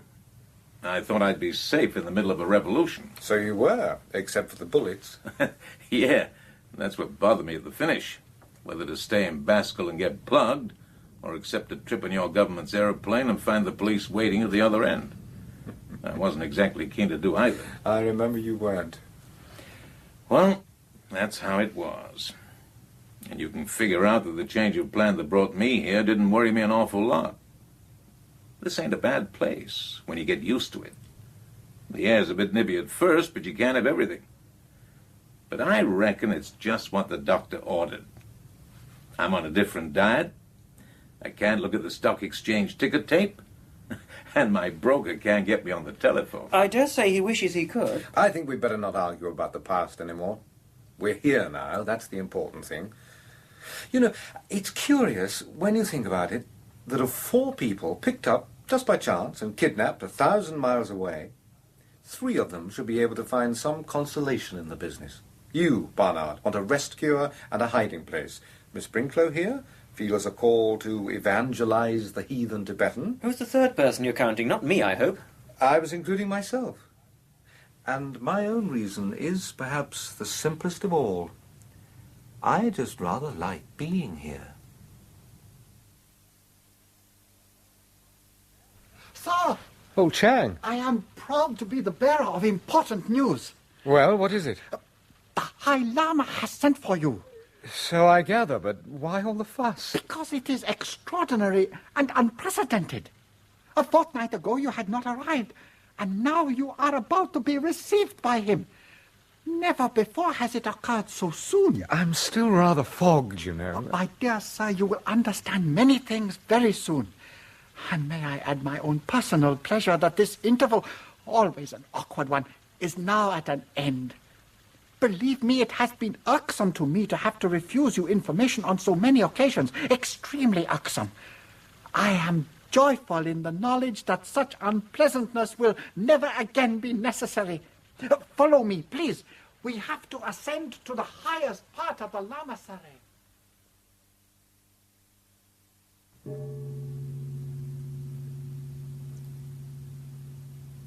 You are Mr. Conway? I am. It is a pleasure to see you, Mr. Conway. I sent for you because I thought we should do well to have a talk together. Ah. And, please, sit down. And have no fear. I am an old man and can do no one any harm. I feel it a signal honor to be received by you. I thank you, my dear Conway. It is, as I said, a moment of great pleasure for me. My sight is poor, but believe me, I'm able to see you in my mind as well as with my eyes. I trust that you've been comfortable at Shangri-La since your arrival? Extremely so. I am glad. Chang has done his best for you, no doubt. He tells me that you've been asking many questions about our community and its affairs. I am certainly interested in them. Then, if you can spare me a little time, I should be pleased to give you a brief account of our foundation. Oh, indeed. Probably you're familiar with the general outline of Tibetan history. I am informed by Chang that you've made ample use of our library here. Yes. So, you will be aware that Nestorian Christianity was widespread throughout Asia during the Middle Ages, and that its memory lingered long after its actual decay. In the year 1719, 4 Capuchin friars set out from Pekin in search of any remnants of the Nestorian faith that might still be surviving in the hinterland. 3 of them died on the way, but the 4th survived and eventually came to that rocky defile that remains to this day the only practical approach to the Valley of the Blue Moon. There was at that time an ancient lamasery existing on this same mountain shelf.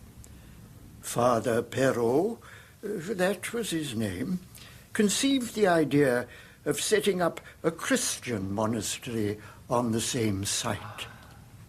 I see. And so the buildings were repaired, and he himself came to live here in the year 1734, when he was 53 years of age.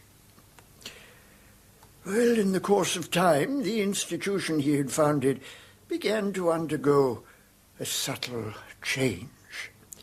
It might be deplorable, but it was not really very astonishing, for it could hardly be expected that one man, unaided, should uproot permanently the habits and traditions of an epoch. He had no Western colleagues to hold firm to when his own grip relaxed, and it had perhaps been a mistake to build on a site that held much older and differing memories. His followers were devoted, even when they forgot his teaching, while the people in the valley held him in such reverent affection that he forgave them with ever-increasing ease their lapses into former customs. By the time he reached his 90th year, as you may suppose, many of his early disciples had died, and there were few replacements.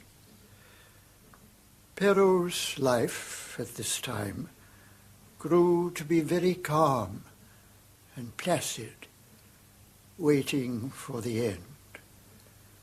The valley people supplied food and clothing. His library gave him work, and he spent his days with his books, his memories, and the mild ecstasies of the narcotic obtained from the Tangtse berry, to which he had become somewhat addicted. But his mind remained so clear that he even embarked on a study of certain mystical practices that the Indians call yoga, and which are based upon various special methods of breathing. I see. Well, then, in the year 1789, news descended to the valley that Perrault was dying at last. Here, in this room, where he could see from the window the white blur that was all his failing eyesight gave him of Caracal, he was ready, willing, and glad to die. He bade farewell to his friends and servants, and then he asked to be left alone for a while. It was during such a solitude, with his body sinking and his mind lifted to beatitude, that he hoped to give up his soul. But it did not happen so. He lay for many weeks without speech or movement, but at last he began to recover. He was then 108 years old. Good Lord.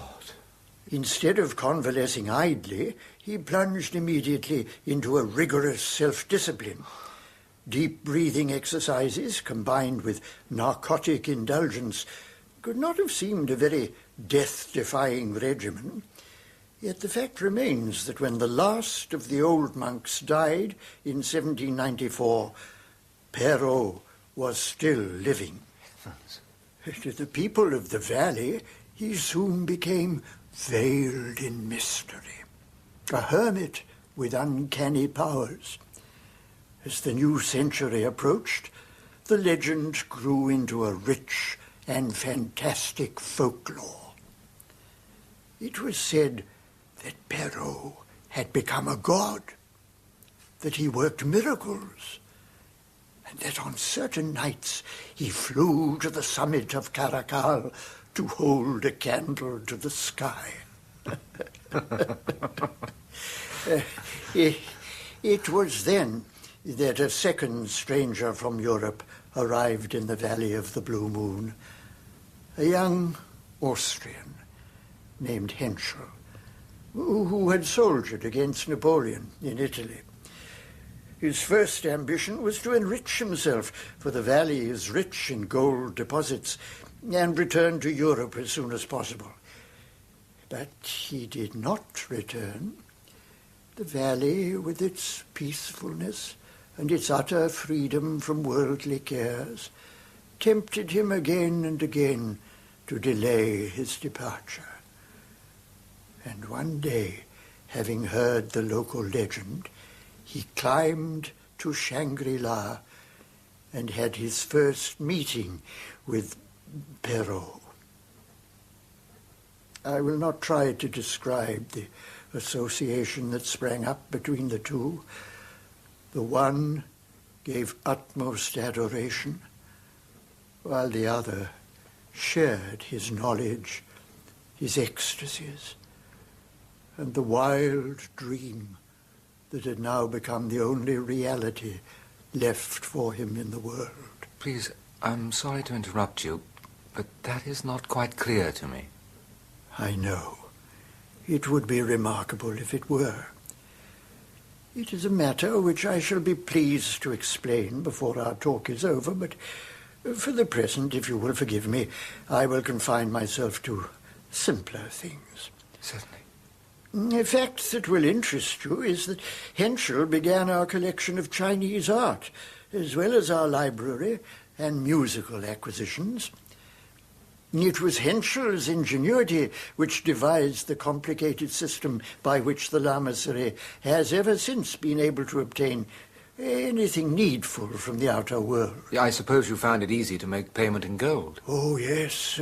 We have been fortunate in possessing supplies of a metal which is held in such high esteem in other parts of the world. Such high esteem that you must have been very lucky to escape a gold rush. Yeah.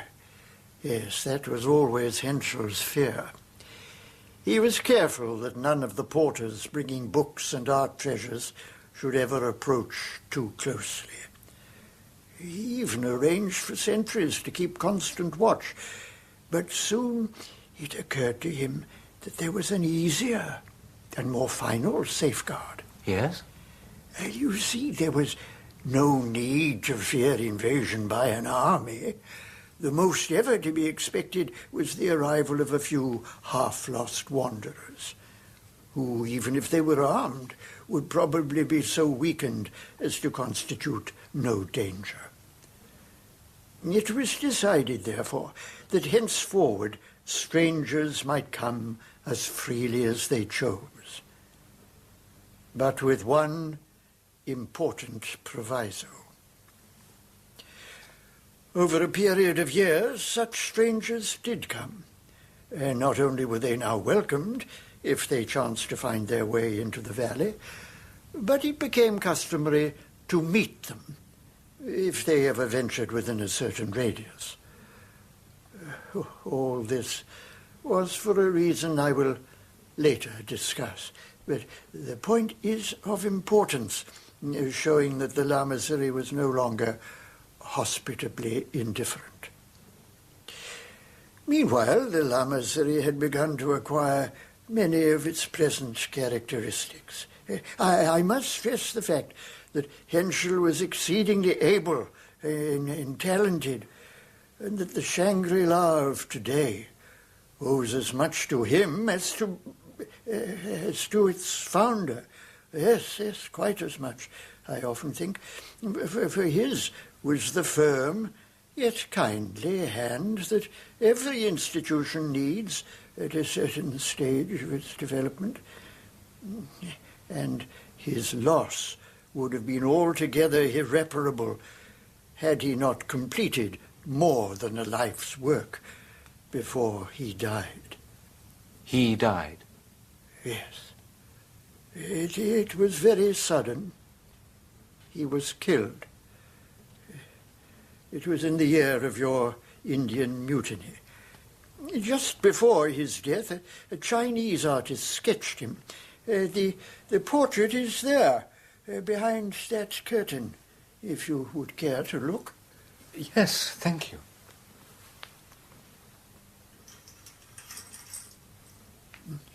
It is very well done, is it not? The delicacy of texture. But this is the face of a young man. Yes. Yes, the features are of great beauty. But you said this was done just before his death? Yes. Then if he died in the year you said... He did. And he came here, you told me, in 1803 when he was a youth? Yes. Yes? He was killed, did you say? Yes. An Englishman shot him. It was a few weeks after the Englishman had arrived at Shangri-La. What was the cause of it? Oh, there had been a quarrel about some porters. Henschel had just told him of the important proviso that governs our reception of guests. Perhaps you are wondering, my dear Conway, what that proviso may be. I think I can already guess. Can you, indeed? And can you guess anything else after this long and curious story of mine? It seems impossible. And yet I can't help thinking of it. It's astonishing. It's extraordinary. And yet not absolutely beyond my powers of belief. What is it, my son?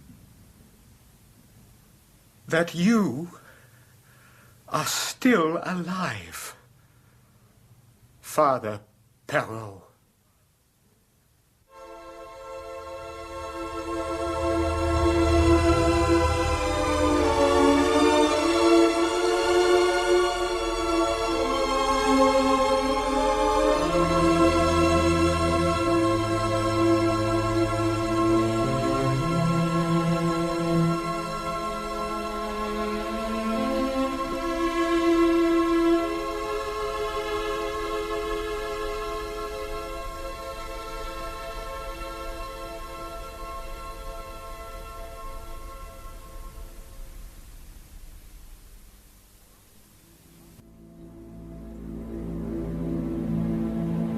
Lost Horizon.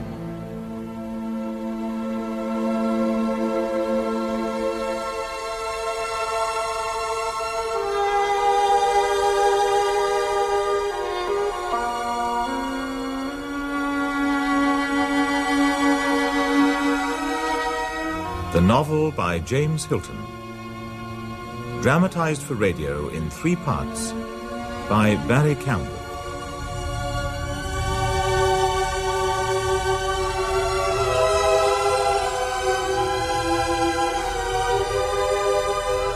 Starring Derek Jacobi as Hugh Conway and Alan Wheatley as the High Lama.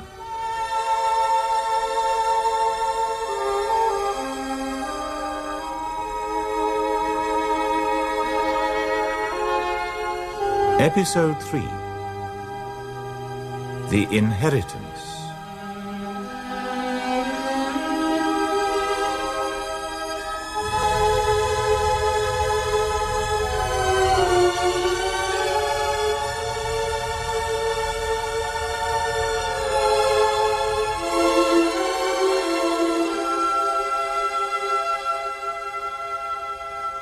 I doubt if I have ever come across a more remarkable story than my friend Rutherford's account of Hugh Conway's adventures in Tibet.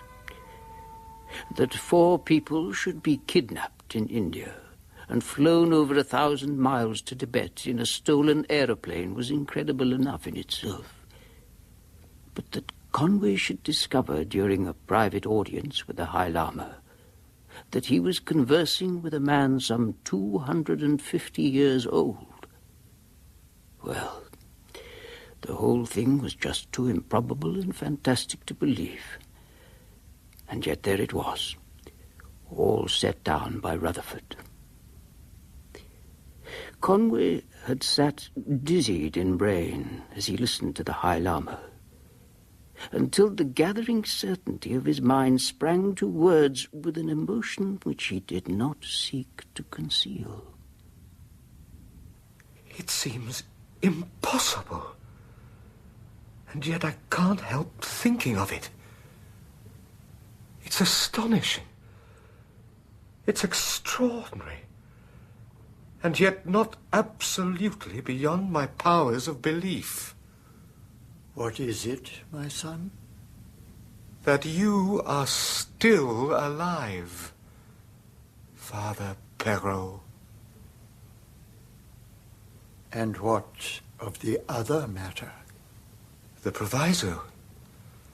That you intend to keep us here. I take it that that is the important and invariable proviso. You have guessed correctly, my son. And we are really to stay here forever? I should prefer to employ your excellent English idiom and say that we are, all of us, here for good. But what puzzles me is why we four? We have always aimed, as far as possible, to keep our numbers in fairly constant recruitment. Unfortunately, since the recent European war and the Russian Revolution, travel and exploration in Tibet have been almost completely held up. I see. In fact, our last visitor, a Japanese, arrived in 1912 and was not, to be candid, a very valuable acquisition. The position was then that for nearly 2 decades we had welcomed no newcomers. A problem was beginning to arise, and then one of our number came to the rescue with a novel idea. It was to make his way to some surrounding country and bring us additional colleagues by a method which would have been impossible in an earlier age. I see. You mean he was deliberately sent out to bring someone back by air? Well, you see, he was an exceedingly gifted and resourceful youth. We had great confidence in him. But tell me, what's the idea behind it all? My son, your way of asking that question gives me infinite pleasure. My revelation has been greeted in almost every conceivable manner, but never until this night with more interest. Today you are interested. Tomorrow you will feel concern. Eventually, it may be, we shall claim your devotion. That's more than I should care to promise. Your very doubt pleases me. It is the basis of a profound and significant faith. But let us not argue. You are interested, and that, from you, is much. You are still, I should say, a youngish man. Your life, as people say, lies ahead of you. By the standards of Shangri-La, your sunlit years have scarcely yet begun. It will happen, perhaps, that decades hence you will feel no older than you are today. You may preserve, as Henschel did, a long and wondrous youth, but that, believe me, is only an early and superficial phase. There will come a time when you will age like others, though far more slowly, and into a condition infinitely nobler. But we are not workers of miracles. We have made no conquest of death, nor even of decay. All we have done is to slacken the tempo of the brief interval called life. Make no mistake, the end awaits us all. Yet nevertheless it is a prospect of much charm that I unfold for you. The years will come and go, and you will pass from fleshly enjoyments into austerer, but no less satisfying realms. And most precious of all, you will have time. Time, that rare and lovely gift that your Western countries have lost the more they have pursued it. But you make no comment, my dear Conway. Perhaps you are thinking of someone left behind in the outside world. I am unmarried. I have few close friends and no ambitions. And your work? I was in the consular service, quite a subordinate post, but it suited me well enough. But your soul was not in it. Neither my soul nor my heart. nor more than half my energies. I'm naturally rather lazy. Laziness in doing certain things can be a great virtue. In any case, you will not find us exacting in such a matter. Chang has no doubt explained to you our principle of moderation. Yes. Well, one of the things in which we are always moderate is activity. All things considered, I feel sure you will get used to our ways without too much effort. There is, I admit, an odd quality in you that I have never met in any of our visitors hitherto. It is, if I had to put a single word to it, passionlessness. As good a word as most, no doubt. I don't know whether you classify the people who come here, but if so, you can label me 1914, 1918. I used up most of my passion and energies during those years. And though I don't talk much about it, the chief thing I've asked from the world since is to leave me alone. I find in this place a certain charm and quietness that appeals to me. And no doubt, as you remarked, I shall get used to things. Is that all, my son? Is there nothing in the prospect I have briefly outlined that tempts you to any stronger feeling? I was deeply impressed by your story of the past, but your sketch of the future interests me only in the abstract sense. I can't look so far ahead. I should certainly be sorry if I had to leave Shangri-La tomorrow, or perhaps even next year. But how I shall feel about it if I live to be 100 isn't a matter to prophesy. I can face it like any other future, but in order to make me keen, it must have a reason. There is a reason, and a definite one. Indeed, it is the vision of Father Perrault when he lay dying in this very room in 1789. As he looked back on his long life, it seemed to him that all the loveliest things were transient and perishable, and that war, lust, and brutality might someday crush them until there were no more left in the world. He saw the nations strengthening not in wisdom, but in vulgar passions and the will to destroy. He foresaw a time when men, exultant in the technique of homicide, would rage so hotly over the world that every precious thing would be in danger. Every book and picture, every treasure garnered through the millennia, the small, the delicate, the defenseless, all would be lost. Believe me, that vision will come true. And that is why I am here, and why you are here, and why we may pray to outlive the doom that gathers on every side. To outlive it? There is a chance. And you think that Shangri-La will escape? Perhaps we may expect no mercy, but we may faintly hope for neglect. Here we shall stay, conserving the frail elegances of a dying age, and seeking such wisdom as men will need when their passions are all spent. We have a heritage to cherish and bequeath. But let us take what pleasure we may until that time comes. And then? Then, when the strong have destroyed each other, the Christian ethic may at last be fulfilled, and the meek shall inherit the earth. I understand you, Father.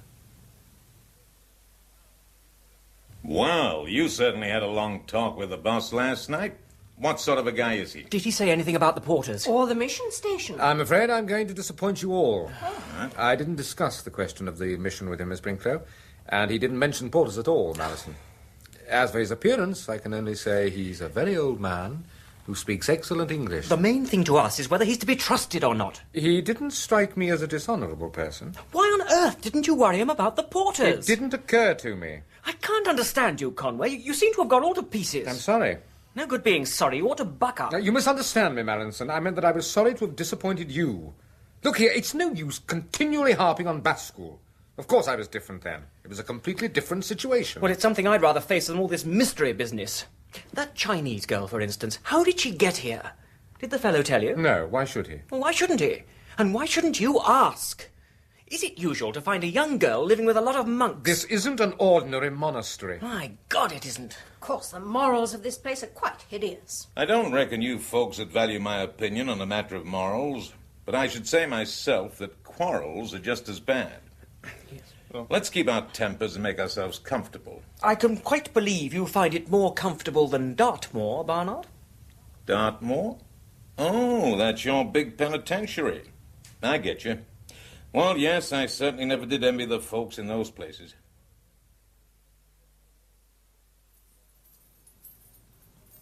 Ah, Mr. Conway. Deep in thought, I see. What? I'm sorry.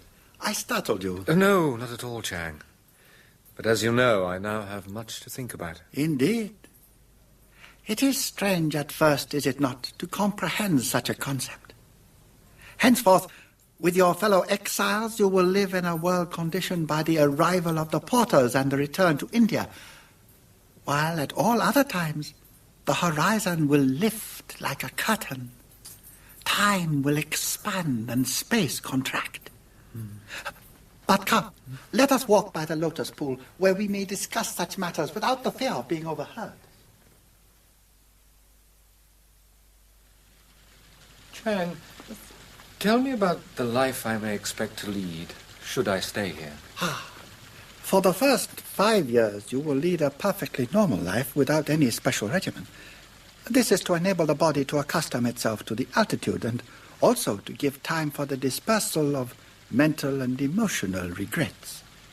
Then, after the probationary 5 years, the process of retarding age begins. What about yourself? How did it work out in your case? My dear sir, I was lucky enough to arrive here in 1855 when I was quite young, only 22. 22? I lost my way in the mountains. When I was at last rescued and brought to Shangri-La, I was so ill that only extreme youth and virility saved me. So you're now 97? Yes. Very soon, if the lamas give their consent, I shall receive full initiation. I see. You have to wait for the round figure. Oh, no. We are not restricted to any definite age limit. But a century is generally considered to be an age beyond which the passions and moods of ordinary life are likely to have disappeared. Yes, I should certainly think so. And what happens afterwards? How long do you expect to carry on? In years, perhaps another century or more. Suppose you were to leave the valley now. What would happen? Death, if I remained away for more than a few days. The atmosphere, then, is essential. There is only one valley of blue moon, and those who expect to find another are asking too much of nature. Well, then, what would have happened if you'd left the valley, say, 30 years ago, during your prolonged youth? I should probably have died even then. In any case, I should have acquired very quickly the full appearance of my actual age. It gives one a feeling, somehow, that time is like a balked monster, waiting outside the valley to pounce on the slackers who've managed to evade him longer than they should. Slackers? Slacker? Oh, it's a slang word meaning a lazy fellow, a good-for-nothing. It is significant that the English regard slackness as a vice. We, on the other hand, should vastly prefer it to tension. Is there not too much tension in the world at present? And might it not be better if more people were slackers? You know, Chang, I'm inclined to agree with you. Lo Tsen works very hard at her music. Tell me about her. Lo Tsen? Ah, yes. Lo Tsen is of royal Manchu blood. She was betrothed to a prince of Turkestan and was traveling to Kashgar to meet him when the party lost its way in the mountains. When did this happen? In 1884. She was 18. 18? Then... Yes. We are succeeding very well with her, as you may judge for yourself.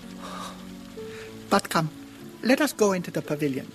There are others there today besides Lotsen, and I would wish you to meet them.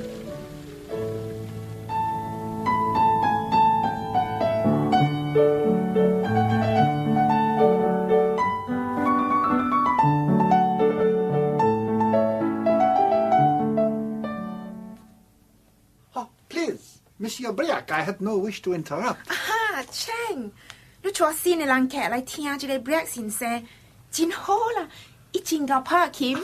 Lotsen is most impressed with your playing today, Monsieur Briac. I am honored. That is high praise indeed. Oh, but let me introduce myself to our guest. My name is Briac. I was once a pupil of Chopin. How do you do? My name is Conway. I find your playing most impressive. Merci. You are perhaps a musician yourself?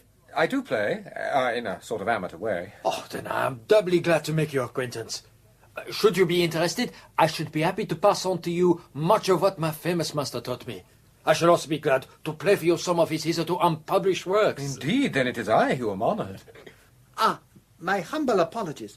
My dear sir, I have yet to introduce Herr Meister, Mr. Conway. Herr Meister. How do you do? Have you been at Shangri-La long?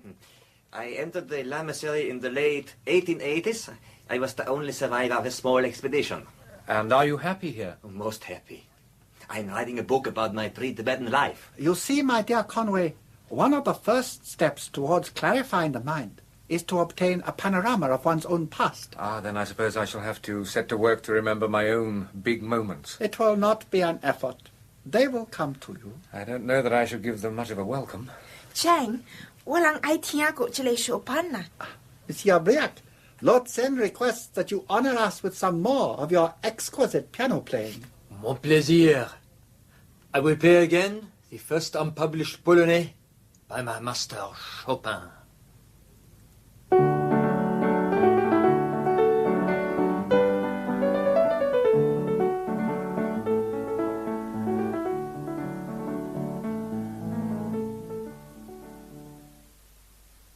You know, Conway, I'm not sure that this wouldn't be a nice little place to settle down in. Yeah?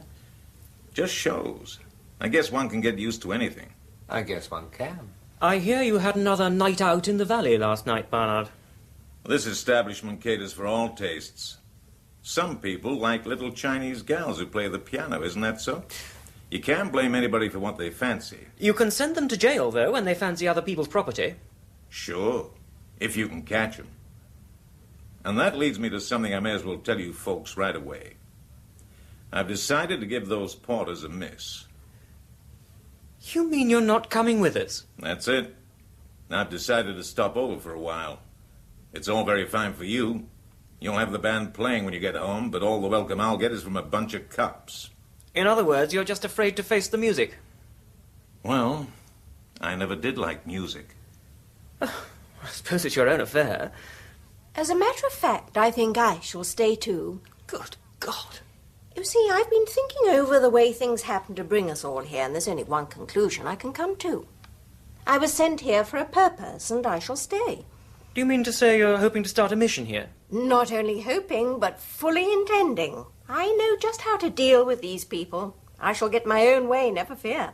There's no real grit in any of them. The whole trouble with them is their so-called broad-mindedness, and I intend to fight it with all my powers. And they're so broad-minded that they're going to let you.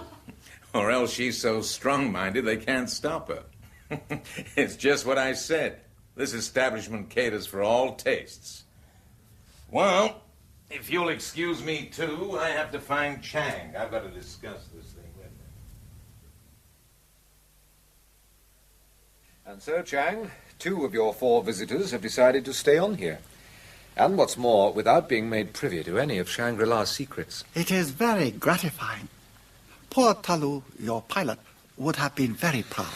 But, you know, I'm bothered about young Mallinson. Oh? I'm wondering just how he's to be told. He's counting the days to the arrival of those porters. And if they don't come... But they will come. We are expecting them at or about the time I said. Then you'll find it very hard to stop Mallinson from joining them.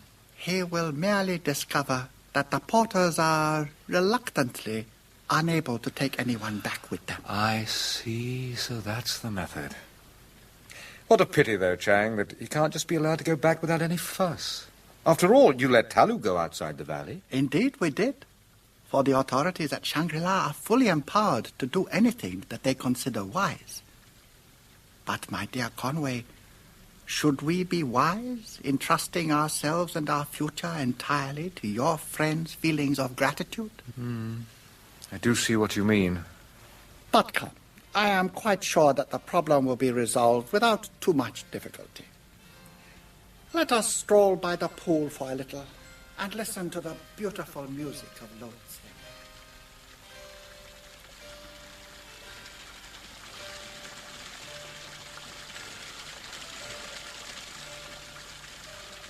By the way, Chang, I've been meaning to ask, how do you people here fit love into your scheme of things? Love? Yes, I suppose it does sometimes happen that those who come here develop attachments. Oh, quite often. The llamas, of course, are immune, and so are most of us when we reach the riper years. But until then, we are as other men. Tell me, is it possible that you are falling in love with Lotsen? What makes you ask that? Because, my dear sir, it would be quite suitable if you were to do so. Always, of course, in moderation. Lotsen would not respond with any degree of passion. That is more than you could expect. But the experience would be delightful, I assure you. And I speak with some authority. For I was in love with her myself when I was much younger. Were you indeed? And did she respond then? Only by the most charming appreciation of the compliment I paid her, and by a friendship which has grown more precious with the years. In other words, she didn't respond. If you prefer it so. Well, that's all very well in your case. And perhaps in mine, too. But what about the attitude of a hot-blooded young fellow like Mallinson? My dear sir, it would be the best possible thing that could happen. Not for the first time, I assure you, would Lotsen comfort the sorrowful exile when he learns that there is to be no return. In that sense, then, you could regard her as part of the training equipment of the establishment. You could regard her as that if you wished. But it would be more graceful and just as true to liken her to the rainbow reflected in a glass bowl, or to the dewdrops on the blossom of the fruit tree. I entirely agree with you, Chang. That would be much more graceful. And now, at this time, I am to take you to the High Lama again. Tell me, my son, have you kept all our secrets from your three companions? Yes, up to now. It has proved awkward for me at times, but probably less so than if I had told them. Just as I surmised. You have acted as you thought best, and the awkwardness, after all, is only temporary. Chang tells me that he thinks that two of them will give little trouble. I dare say that is so. And the third? Mallinson is an excitable youth, and he's pretty keen to get back to India. He's energetic, and he has ambitions. As for the others, as a matter of fact, it happens to suit them both to stay here. Yes, we have done our best to make both of them feel at home. Miss Brinklow wishes to convert us, and Mr. Barnard also would like to convert us into a limited liability company. But your young friend, to whom neither gold nor religion can offer solace, how about him? Yes, he's going to be a problem. I'm afraid he's going to be your problem. Why mine? Because, my son, I am going to die. But you are surprised? All I announce is the simple truth that already I see the end. I realize that I have time for only one more thing. Can you imagine what that is? It concerns you, my son. You do me a great honor. My son, I place in your hands the heritage and the destiny of Shangri-La.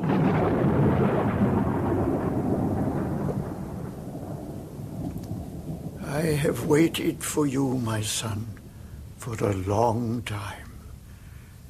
I have sat in this room and seen the faces of newcomers.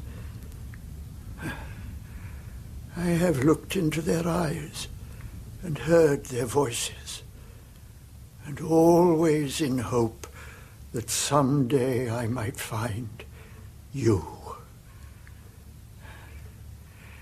My friend, it is not an arduous task that I bequeath.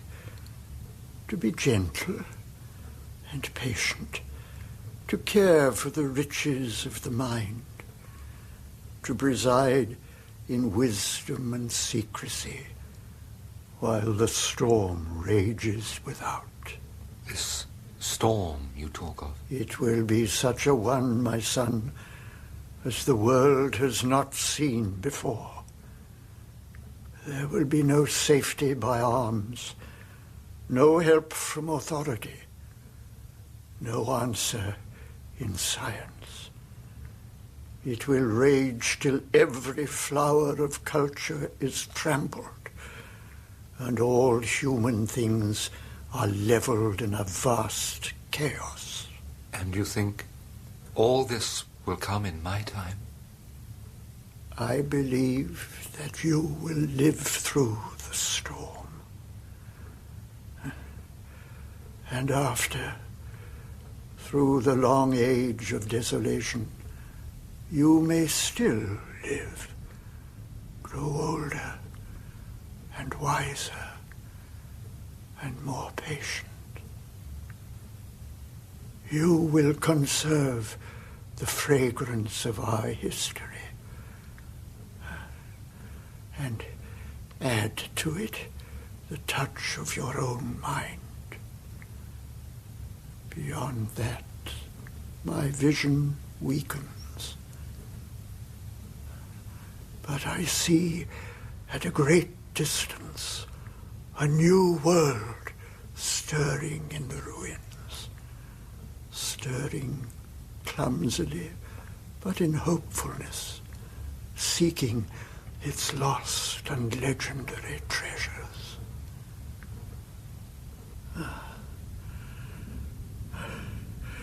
And they will all be here, my son.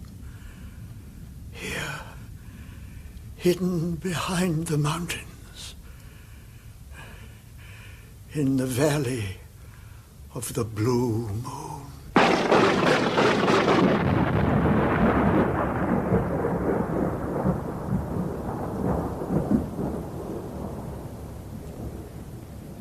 Father Perrault.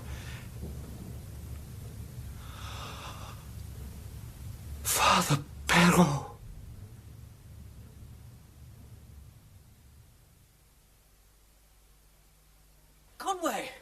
Conway! Great news! Come on, Conway, we've got till dawn to pack and we can get away. Away? The porters are about 5 miles beyond the pass. They came yesterday with loads of books and things. Tomorrow they begin the journey back. It just shows how these fellows here intended to let us down. They never told us. I say, what's the matter? Are you ill? Ill? No, I don't think so. I'm just rather tired. Probably the storm. Where were you all the while? I've been waiting for you for hours. I was visiting the High Lama. Oh, him. Well, that's for the last time anyhow, thank God. Yes. For the last time. Well, I wish you wouldn't sound so deuced leisurely about it. Look, I'm afraid I don't quite follow. You say the porters? Yes, porters, man. Do pull yourself together. You're thinking of going out to them? Thinking of it? I'm damn well certain.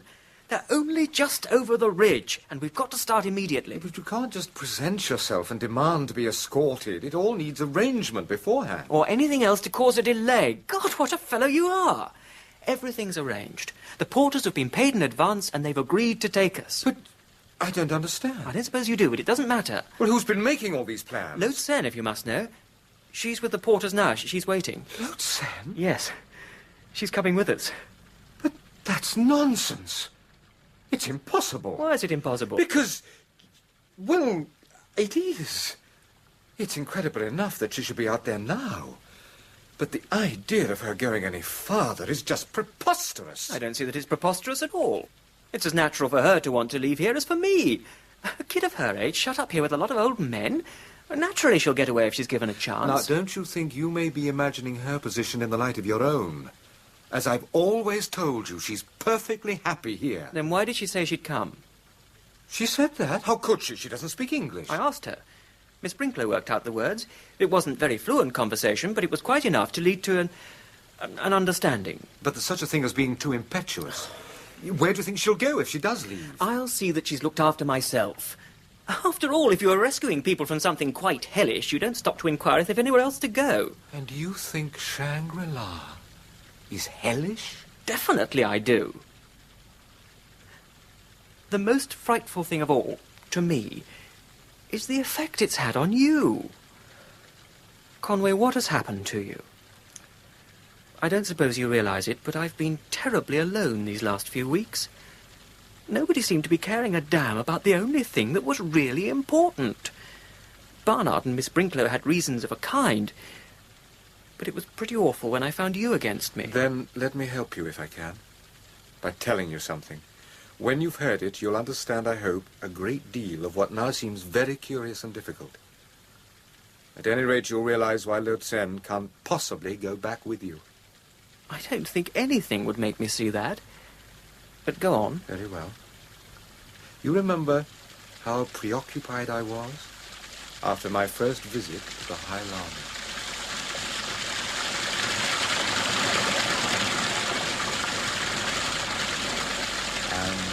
There it is. And so you too now know the history of Father Perrault and the Lamasery of Shangri-La. And also why Lode Sen can never go with you.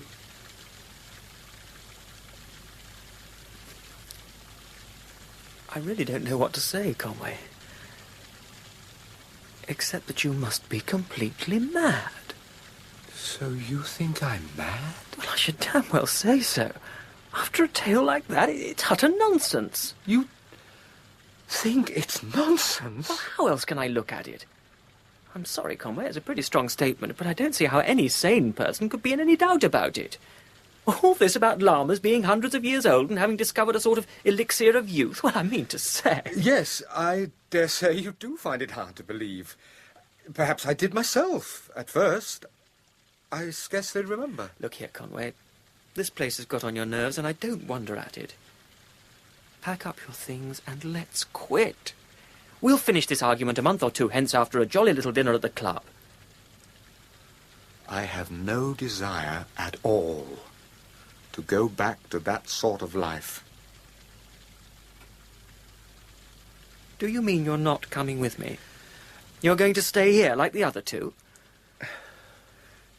Then at least you shan't stop me from clearing out. I must go, I gave my word. To Lode Sen? Yes, if you want to know. Well, goodbye, Mallinson. And good luck. For the last time. You're not coming? I can't. Goodbye, then. Goodbye.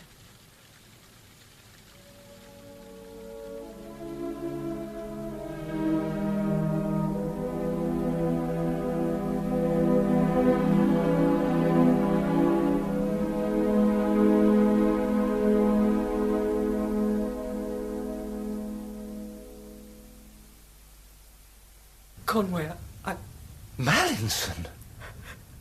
Well, what's happened? Why are you back?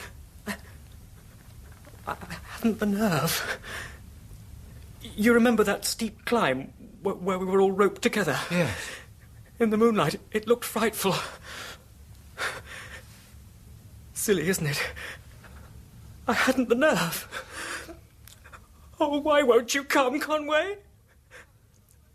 I hate imploring you for my own sake, but damn it all, I'm young. We've been pretty good friends together. And Lotsen, too. She's young. Doesn't she count at all? Lotsen is not young. Oh, no. Not young at all, of course. Mallinson, Lotsen came here in 1884. You're raving, man. There's just one question I'd like to ask you. Yes? Are you in love with Lotsen? I dare say I am. I know you'll say it's absurd, but I can't help my feelings. No, I don't think it's absurd at all. I can't help my feelings either. You and Lotsen happen to be the two people in the world I care most about, though you may think it odd of me. Well, old man, we've said all we can say, haven't we? Yes, I suppose we have. Oh, what stupid nonsense it all is about her not being young. She's just a girl. I was terribly sorry for her, and we were both attracted. I don't see that it's anything to be ashamed of. In fact, in a place like this, I should think it's about the decentest thing that's ever happened. Conway? I say, Conway. Well, now, Mallinson, do you think you could manage that tricky bit with a rope if I were with you? Conway? You mean you'll come? You've made up your mind at last!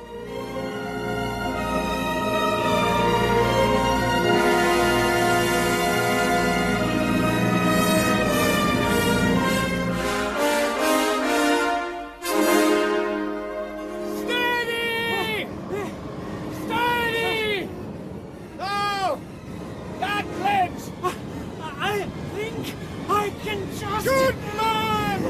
You're doing fine! Carry on! Now, hold on tight! We're almost down! It gets easier soon! I'll be all right! Now you're here! Of course you will! Now! Steady!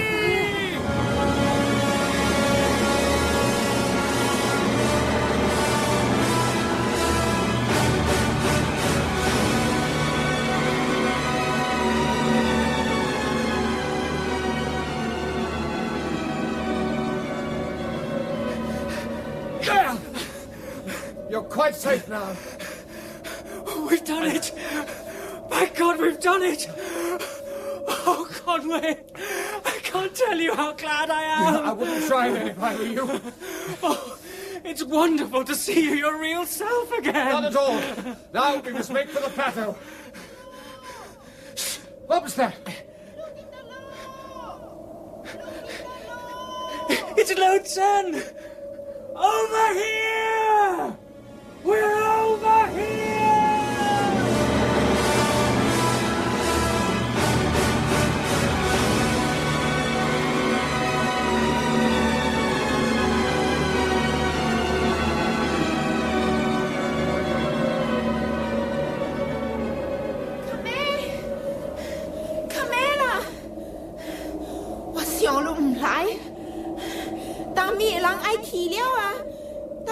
Lotsen. Yes!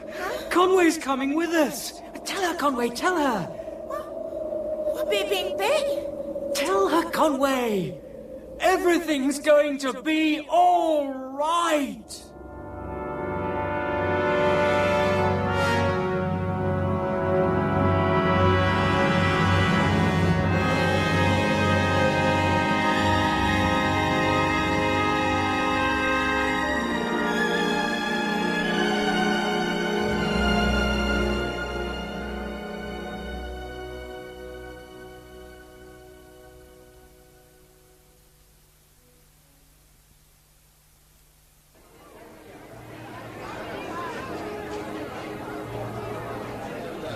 Rutherford! Hilton! How nice to see you. But what the devil are you doing in Delhi?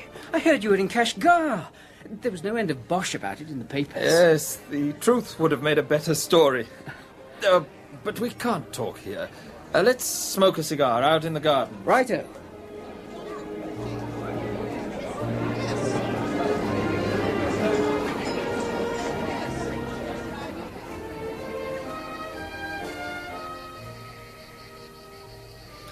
That's better. These legation affairs are all very well for the first 10 minutes. If you weren't in Kashgar then, Rutherford, where were you? Searching for Conway? Searching is too strong a word. You can't search a country half as big as Europe for one man. So you thought it might be easier to look for the Valley of the Blue Moon? Well, it did seem as though it might be a more fixed proposition. I suppose you glanced at that manuscript of mine. Much more than glanced at it. I should have returned it, by the way, but you left no address. I wonder what you made of it. I thought it very remarkable. Assuming, of course, that it's all quite genuinely based on what Conway told you. I give you my solemn word that it is. I have a good memory, and Conway always had a way of describing things. Well, as I said, it's all very remarkable. Well, if that's all you're going to say, I can see I shall have to speak for myself. I was certainly taken with Conway's story, in more ways than one. And that was why I felt interested enough to put as many tabs on it as I could. I must have done thousands of miles. The facts are as follows, so far as I've been able to verify them. Conway left bus school on the 20th of May and arrived in Chungkiang on the 5th of October. The last we know of him is that he left Bangkok on the 3rd of February. All the rest is guesswork, myth or legend, whatever you like to call it. So you didn't find anything in Tibet? My dear fellow, I never got to Tibet at all. Huh? People up at Government House wouldn't hear of it. But well, they looked at me as if I'd suggested writing a life of Gandhi. As a matter of fact, they knew more than I did. Strolling about in Tibet isn't a one-man job. It needs an expedition. I remember when Conway was telling me his story, I kept wondering, why all the fuss about waiting for the porters? Why didn't they simply walk off? I wasn't very long finding out. Not all the passports in the world could have got me over the Kunluns.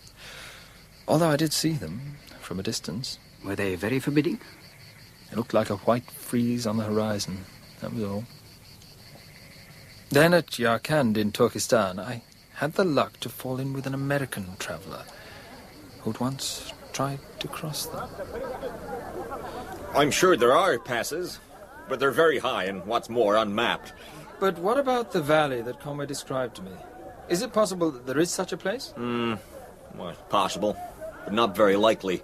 On geographical grounds, at any rate. Well, then, have you ever heard of a cone-shaped mountain, almost as high as the highest of the Himalaya? It's a funny thing. There was a legend about such a mountain. There are even rumors of mountains higher than Everest. But I doubt if any peak in the Kunluns is more than 25,000, if that. Sorry not to be more help. No, not at all. But tell me, you've been in the country several times. What about these Tibetan lamasseries? What are they like? Well, there aren't usually beautiful places, and the monks in them are generally corrupt and dirty. Do they live long? Yes, very often. If they don't die of some filthy disease. But what about drugs and medicines for prolonging life? Well, there are all sorts of legends about the lamas, but I suspect that they're rather like the Indian rope trick. Always something that somebody else has seen. Yeah. Although I can say that some of the lamas do have odd powers of bodily control.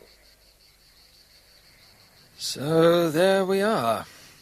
And probably you'll agree that all the evidence so far is less than you'd hang a dog on. It's certainly inconclusive.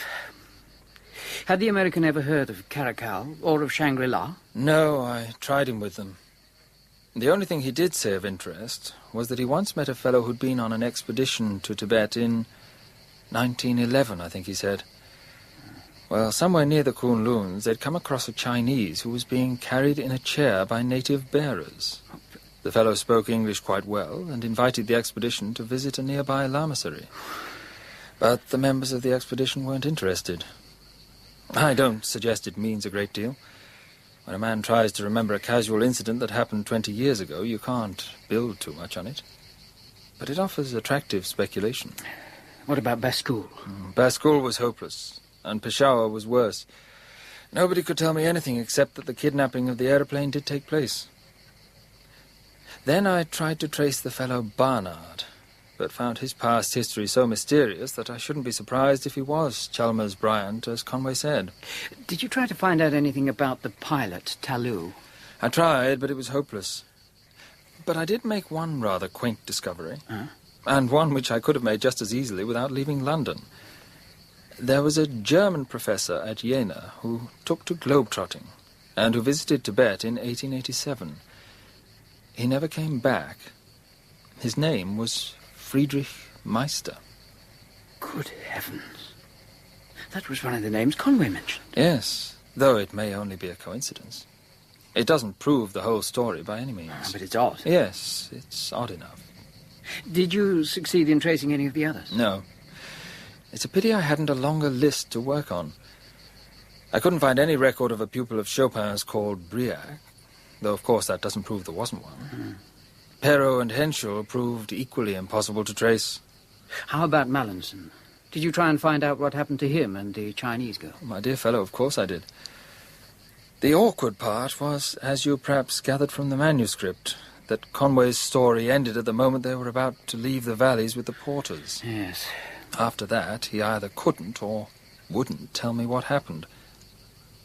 I feel we can guess at some sort of tragedy. The hardships of such a journey would be perfectly appalling. We shall never know exactly what did occur, but it seems tolerably certain that Mallinson never reached China. Poor chap. I made all sorts of inquiries concerning the shipment of goods across the Tibetan frontier, but at all the likely places I drew complete blanks. Then I tried at Tatsianfu, where the Chinese coolies from Yunnan transfer their loads to the Tibetans. There was absolutely no record of Conway's party arriving at all. So, how Conway reached the mission hospital at Chungkiang is still unexplained. The only conclusion is that he wandered there, just as he might have wandered anywhere else. It's all really an exercise in the balancing of probabilities, and I must say the scales don't bump very emphatically either way. Of course, if you don't accept Conway's story, it means you either doubt his veracity or his sanity. One may as well be frank. I believe his experiences during the war had a marked effect on him. Yes, he was a good deal changed by it. You can't subject a boy to 3 years of intense physical and emotional stress without tearing something to tatters. Well, there it is. Oh, but there is one last point that I must mention. And perhaps in some ways it's the oddest thing of all. Oh? It came out during my inquiries at the mission, when I asked about the manner in which Conway had reached the hospital first of all, whether he'd been alone and so forth. Well, I was on the point of giving up when one of the nuns remarked, "I think the doctor said he was brought here by a woman." But that was all she could tell me. The doctor had by now left the mission to work in a big hospital in Shanghai, so I went there. It was just after a Jap air raid, and things were pretty grim. I am sorry to have kept you waiting, Mr. Rutherford, but as you see, there is much to be done. Indeed, and I'm sorry to disturb you. Oh, no. But I promise not to take too much of your time. I'm seeking information about my friend Conway. Ah, yes. I remember very well. The Englishman who lost his memory. Yes. But how can I help you? Was it true that he was brought to the mission hospital by a woman? Oh, yes. Most certainly by a woman. A Chinese woman, a Manchu. Ah. Can you tell me what you remember about her? Anything. Anything at all. I remember that she had the fever and died almost immediately. I am sorry that is all. I see. Well, thank you for your help. Oh, just one thing. About the Manchu woman. Yes? Was she a young woman? Young? Oh, no. She was most old. Most old of anyone I have ever seen. A Manchu woman? But surely... A woman, most old of anyone I have ever seen.